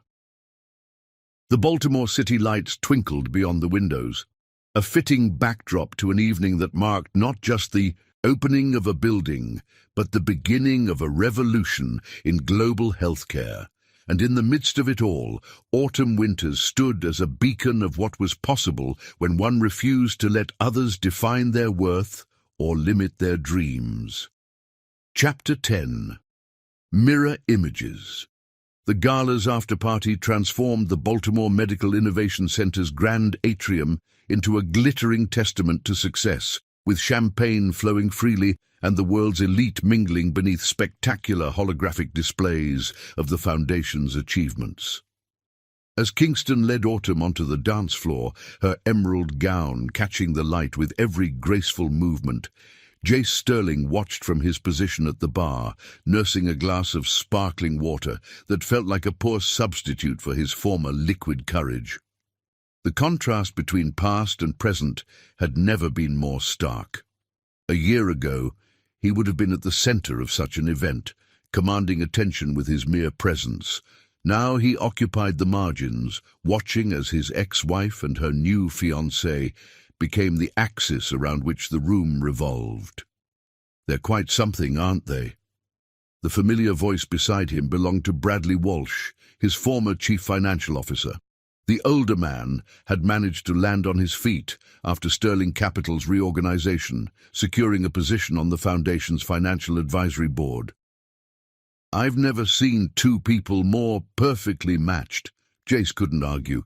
Kingston and Autumn moved together with an effortless synchronicity that went beyond mere dancing. Every gesture, every shared glance spoke of a deep understanding that he and Autumn had never achieved. Even now, as they paused to speak with WHO officials, their body language revealed a partnership of equals rather than a carefully maintained social facade. The Morrison Group just signed on as major donors, Bradley continued, his tone carefully neutral. Funny how things work out, isn't it? The deal that broke Sterling Capital is now funding the Foundation's next phase of expansion. The irony wasn't lost on Jace. He watched as Autumn explained something to the gathered dignitaries, her hands moving animatedly as she described their latest technological breakthrough. Kingston stood beside her, not attempting to dominate the conversation, but adding key points that elevated her presentation.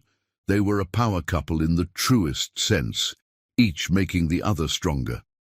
The holographic displays above the dance floor shifted to show their AI system in action, real-time data from clinics around the world where their technology was saving lives.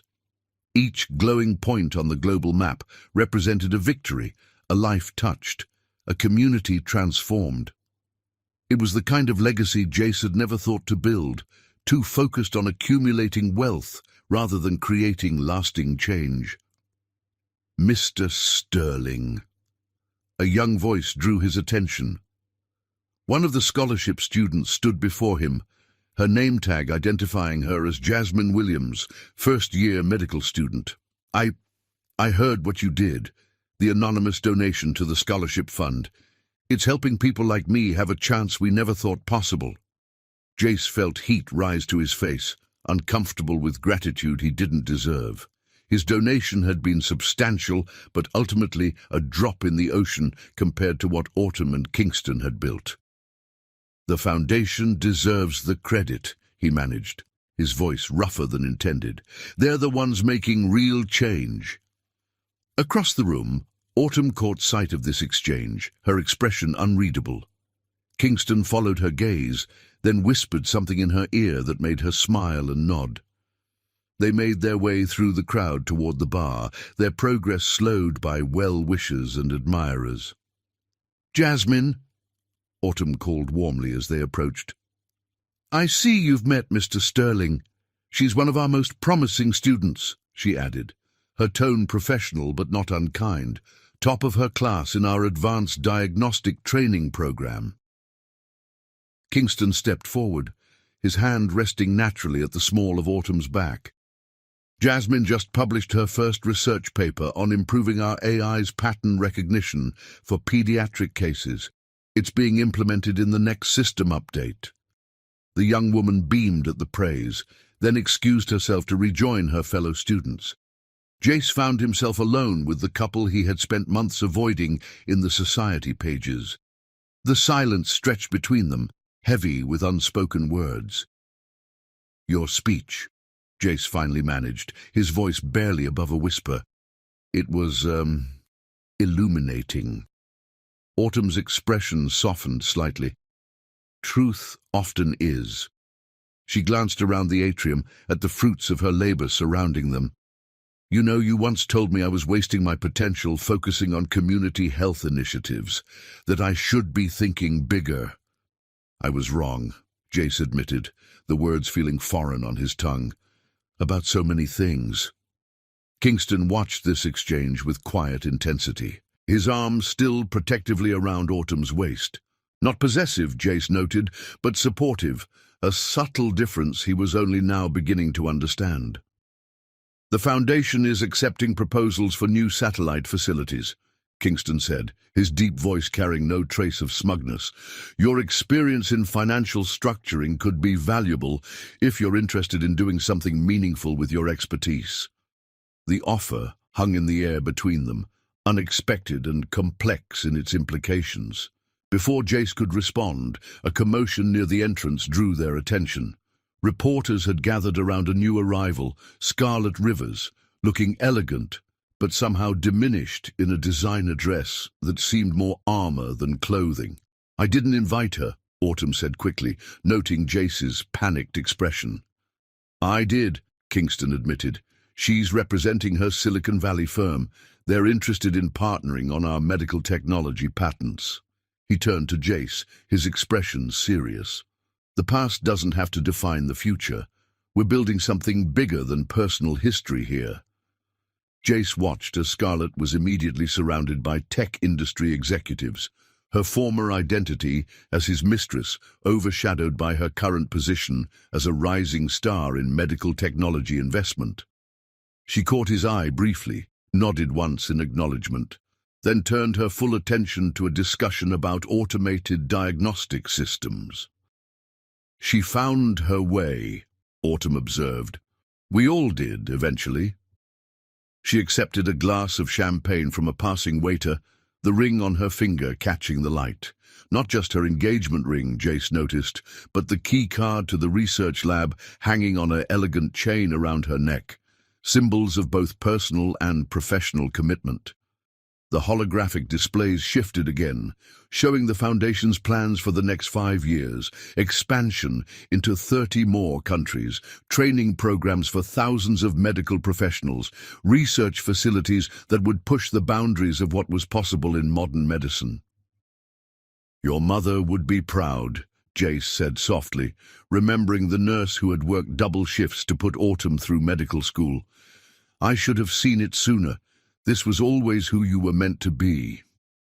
Autumn's expression remained neutral, but her eyes softened slightly. "Sometimes we need to lose our way to find our true path." She glanced at Kingston, their shared look speaking volumes. "Sometimes what seems like an ending is really a beginning." The evening continued around them, a celebration not just of the Foundation's success, but of transformation itself. Jace watched as Autumn and Kingston returned to their guests, their natural chemistry drawing people into their orbit. They stopped to speak with each group of donors and dignitaries, but their real animation came when discussing projects with medical students and community health workers. From his quiet corner, Jace observed the room like a man watching a play he had once starred in, but now viewed from the audience. The whispers around him were a mix of professional admiration for the Foundation and barely concealed commentary on his own fall from grace. His firm was being absorbed by Kingston's investment division, his social standing had plummeted, and his former wife was revolutionizing global healthcare with another man. Yet somehow, watching Autumn in her element, surrounded by the reality of her dreams, Jace felt something unexpected. Not jealousy or resentment, but a dawning understanding. She had never needed his permission or approval to be extraordinary. She had simply needed the freedom to be herself and a partner who could match her vision. As the night drew to a close, Autumn and Kingston took one last turn around the dance floor. The holographic stars above them seemed to dance with them, each point of light representing a life their work would touch. They moved together with the ease of two people who had found not just love, but purpose in each other. Jace finished his sparkling water and prepared to leave, his role in this story finally clear. He was neither villain nor victim, but a catalyst, the unwitting agent of change that had pushed Autumn toward her true destiny. As he walked toward the exit, he passed the wall of donors, his anonymous contribution listed among hundreds of others. It wasn't redemption, not really, but perhaps it was a start. The Baltimore night welcomed him with a cool embrace, the Foundation's gleaming towers rising behind him like a monument to what was possible when dreams were given room to grow.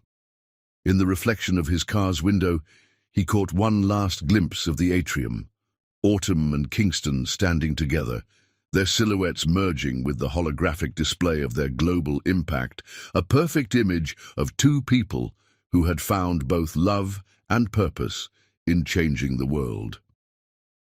Chapter 11. The Letter. The morning after the gala, Autumn sat in her office at the Baltimore Medical Innovation Center, the city skyline painted in soft dawn colors beyond her windows. A heavyweight cream envelope sat before her on the desk, her name written in Jace's distinctive handwriting. Kingston had found it waiting when they arrived, placed carefully against her office door. She ran her fingers over the expensive stationery, remembering how Jace had always insisted on the finest things. Even in apparent humility, old habits lingered. The seal bore the Sterling family crest, another touch of the man she had once known, unable to completely let go of symbols of status. Kingston entered quietly, 2 cups of their favorite artisanal coffee in hand. He set one beside her without comment, understanding that this moment needed space. He took his usual seat in the comfortable chair near her desk, close enough to offer support, but far enough to give her privacy. With steady hands, Autumn opened the envelope and began to read. Dear Autumn, there are moments in life when we face our truths in mirrors we never wished to look into. Last night was mine. Watching you command that room, not with the social graces I once demanded, but with genuine brilliance and purpose, I finally understood the magnitude of what I had lost. Or rather, what I had never truly possessed. You deserve to know that my presence at the gala wasn't an attempt to reclaim what was lost or to disrupt what you've built. It was a pilgrimage of sorts, a necessary witnessing of the woman you always were beneath the society wife I tried to shape you into. You said in your speech that sometimes life's greatest gifts come disguised as its cruelest betrayals. My betrayal was cruel, unforgivable, in its casual disregard for your worth. But watching you with Kingston, seeing the empire of compassion and innovation you've built together, I realized that perhaps my greatest contribution to your life was failing you so completely that you found your true path. He is what I should have been, a partner who amplifies your light rather than trying to contain it within the narrow confines of social expectations. When you speak together about medical innovations and global impact, you shine with a brilliance that makes my world of hedge funds and hostile takeovers seem small and hollow. You were always meant for more than being Jace Sterling's wife. I see that now. The way Kingston looks at you, not as an accessory to his success, but as an equal partner in creating something meaningful, shows me everything I failed to be. The Foundation's work is extraordinary. Your AI diagnostic system is revolutionizing healthcare in places I once dismissed as irrelevant to our social standing. The scholarship program is giving opportunities to brilliant minds I would have overlooked. You're not just changing lives, you're transforming the very landscape of global healthcare. Last night, I watched you dance with Kingston beneath those holographic displays of your worldwide impact. Each point of light represented a life touched by your vision, a dream realized despite my attempts to diminish it. The young student who thanked me for my anonymous donation showed me what real impact looks like, not in dollars accumulated, but in potential unleashed. I was a boy playing at being worthy of you. Kingston is the man I should have been, and watching you together is my penance. He understands what I never did, that true partnership isn't about ownership or control, but about nurturing each other's dreams and amplifying each other's impact. Seeing Scarlett, there was another mirror I needed to face. She's found her own path in the tech world, proving that we were all capable of growth once freed from the toxic patterns I created. Her success, like yours, came from escaping my influence rather than being defined by it. The offer to contribute to the Foundation's expansion is more generous than I deserve. If you and Kingston are serious about it, I would be honored to help. Not to reclaim any part of the past, but to finally be part of something meaningful, to use whatever skills I have to support the vision I once foolishly dismissed. Your mother once told me that real success isn't measured in assets, but in lives improved. I dismissed her wisdom as naive then, too blinded by my own ambition to see the truth. The foundation you've built with Kingston is her legacy as much as yours, a testament to the values she instilled in you, values I failed to appreciate until it was too late. The young doctors you're training, the lives you're saving, the communities you're transforming. This is real power, real success. Not the hollow victories I chased on Wall Street, but lasting change that will ripple through generations. I won't ask for forgiveness. Some bridges, once burned, should remain ash. But I want you to know that I finally understand. Your brilliance wasn't something to be managed or contained. It was something to be unleashed upon the world. Kingston saw that from the beginning, and together you've created something far greater than anything I could have imagined. You were right to leave, right to find someone who could match your vision and amplify your impact, right to build something that will outlast all of us.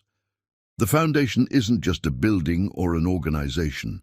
It's proof that sometimes we must lose everything we thought we wanted to find what we were meant to create. Thank you for showing me what real success looks like. Thank you for proving that the greatest revenge isn't destruction, but creation. And most of all, thank you for becoming exactly who you were always meant to be, despite my best efforts to make you something less. With respect and admiration, Jace. Autumn set the letter down, her fingers tracing the edge of the paper as she processed its contents. Kingston remained quietly supportive, his presence anchoring her in the moment. He finally understands, she said softly, looking up to meet Kingston's warm gaze. Sometimes the hardest lessons are the ones we need most, Kingston replied, moving to stand behind her chair. His hands rested gently on her shoulders, offering silent support. Through her office windows, the Baltimore sunrise painted the sky in shades of promise. Below, medical students were already arriving for early morning classes, each one carrying dreams that the foundation would help make reality. Should we accept his offer to help with the expansion? Kingston asked, though his tone suggested he already knew her answer. Autumn smiled, reaching up to cover his hand with hers. Everyone deserves the chance to be part of something meaningful, she said, even those who once tried to prevent it. The letter sat between them, a bridge between past and future, proof that sometimes the greatest transformations come not from holding on to anger, but from allowing everyone the chance to grow into better versions of themselves. Outside, the Foundation's AI system continued its work, saving lives across the globe. Inside, two people who had found both love and purpose stood together, ready to expand their vision of accessible healthcare to even more communities in need. And somewhere in Manhattan, a man who had finally learned the true meaning of success, prepared to use his skills for something greater than personal gain. The morning light caught Autumn's engagement ring and the keycard around her neck, symbols of a partnership that had transformed not just their lives, but countless others. The foundation they had built together stood as testament to what was possible when brilliance was matched with purpose, when love was paired with respect, and when personal success was measured not in wealth accumulated, but in lives improved. Final chapter. Full circle. 1 year after the Foundation's inaugural gala, Le Cirque's elegant interior once again played host to a pivotal moment in Autumn and Kingston's journey. The same table where he had proposed now held a different kind of celebration. The successful implementation of their AI diagnostic system in 5,000 clinics worldwide, and more importantly, their wedding the following week. The restaurant's soft lighting caught the subtle patterns in Autumn's burgundy dress as she gazed out at the Manhattan skyline. She wasn't the same woman who had sat in this restaurant a year ago, receiving a life-changing proposal. She was stronger, more fulfilled, her success measured not in social status, but in lives transformed. Kingston reached across the table, taking her hand in his. Do you remember what you said when we first discussed expanding the AI program globally? His dark eyes held the same mixture of admiration and partnership that had drawn her to him from the beginning. That every dream, Needs both wings and roots, Autumn replied, smiling at the memory. The wings to reach far, but the roots to remember why we started. Their conversation was interrupted by the maitre d', who approached with a bottle of champagne. "Compliments of Mr. Sterling," he said, presenting a small card with the bottle. The card read simply, "To Roots and Wings. May your union continue to transform lives. J." Autumn accepted the gesture with grace, understanding its significance. In the past year, Jace had proven himself a valuable advisor to the Foundation's expansion efforts, using his financial expertise not for personal gain, but to help extend their reach to more communities in need. He had found his own path to redemption through purpose. "You know," Kingston said thoughtfully, "sometimes I think the greatest love stories aren't just about romance. They're about finding someone who shares your vision of making the world better." Autumn squeezed his hand, thinking of their journey. Their love hadn't begun with grand gestures or passionate declarations. It had grown in quiet moments of shared purpose, in late nights solving medical challenges, in the joy of seeing their work change lives. Through the restaurant's windows, they could see Sterling Tower in the distance, now headquarters for a different kind of financial empire, one focused on funding medical innovations and healthcare accessibility worldwide. Jace had transformed his remaining assets into a force for positive change, proving that it's never too late to choose a better path. "Did you see today's impact report?" Autumn asked, her eyes bright with excitement. "The early detection rates in rural clinics have improved by 300%. Children who would have been diagnosed too late now have a fighting chance." Kingston nodded, pulling up the latest data on his tablet. "And the first class of scholarship students graduates next month. 87 brilliant doctors ready to serve communities that have never had adequate medical care." Their success hadn't just been professional. They had shown the world that true power comes not from controlling others, but from empowering them. Their partnership had become a template for modern leadership, proving that couples could build empires of impact rather than just wealth. As they enjoyed their dinner, other patrons tried to steal subtle glances at them. But unlike the social status-seeking stares of the past, these looks held admiration for what they represented, the possibility that success and purpose could walk hand in hand. "Next week," Kingston said softly, "when we exchange vows, we're not just promising each other forever. We're promising to keep building something larger than ourselves." Autumn's eyes misted slightly as she thought about their upcoming wedding. It would be held at the Foundation's Baltimore campus, surrounded not by society's elite, but by the students, patients, and healthcare workers whose lives they had touched. Her mother's memory would be honored not through expensive displays, but through a new wing dedicated to nursing education. "You know what the greatest lesson in all of this has been?" she asked, her voice thoughtful. "That sometimes the things that seem to break us actually break us open, allowing us to become who we were always meant to be." Kingston raised his glass in a toast. "To us, and to the beautiful truth that sometimes the wrong person leads you to the right one." As they clinked glasses, the Manhattan skyline twinkled behind them like stars bearing witness to a different kind of love story. One where personal happiness and global impact danced together in perfect harmony. The evening drew to a close, but their story was far from over. In fact, it was just beginning. They had proved that revenge doesn't have to mean destroying your enemy. It can mean building yourself into something they could never have imagined.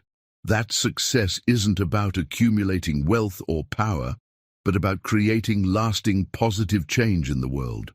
As they prepared to leave, Autumn took one last look around Le Cercle. This restaurant had witnessed her lowest moment of betrayal and her highest moment of triumph. It stood as testament to the truth that life's greatest chapters often begin where we think the story has ended, Kingston helped her with her coat, his touch still sending the same thrills of partnership and possibility it had from the beginning. Together, they had built something extraordinary, a foundation that would continue changing lives long after they were gone, a love that made them both better people, and a legacy that proved success and compassion could walk hand in hand. They stepped out into the Manhattan night, not as another power couple, but as partners in the truest sense, two people who had found in each other not just love, but purpose. Their story served as a reminder that sometimes life's greatest gifts come disguised as its deepest wounds, that true love isn't about possession, but partnership, and that the most powerful thing we can do is become exactly who we were meant to be. The city stretched out before them, full of endless possibilities. Tomorrow would bring new challenges, new opportunities to expand their impact, new lives to touch. But tonight, in this moment, they were simply two people who had discovered that the greatest love stories aren't just about finding your other half. They're about finding someone who inspires you to become your best whole self. As their car pulled away from Le Cirque, the restaurant's lights dimming behind them, they carried with them the knowledge that true success isn't measured in dollars or social status, but in lives improved and dreams fulfilled. Their love story wasn't just about them. It was about every life they touched, every student they educated, every patient they helped save.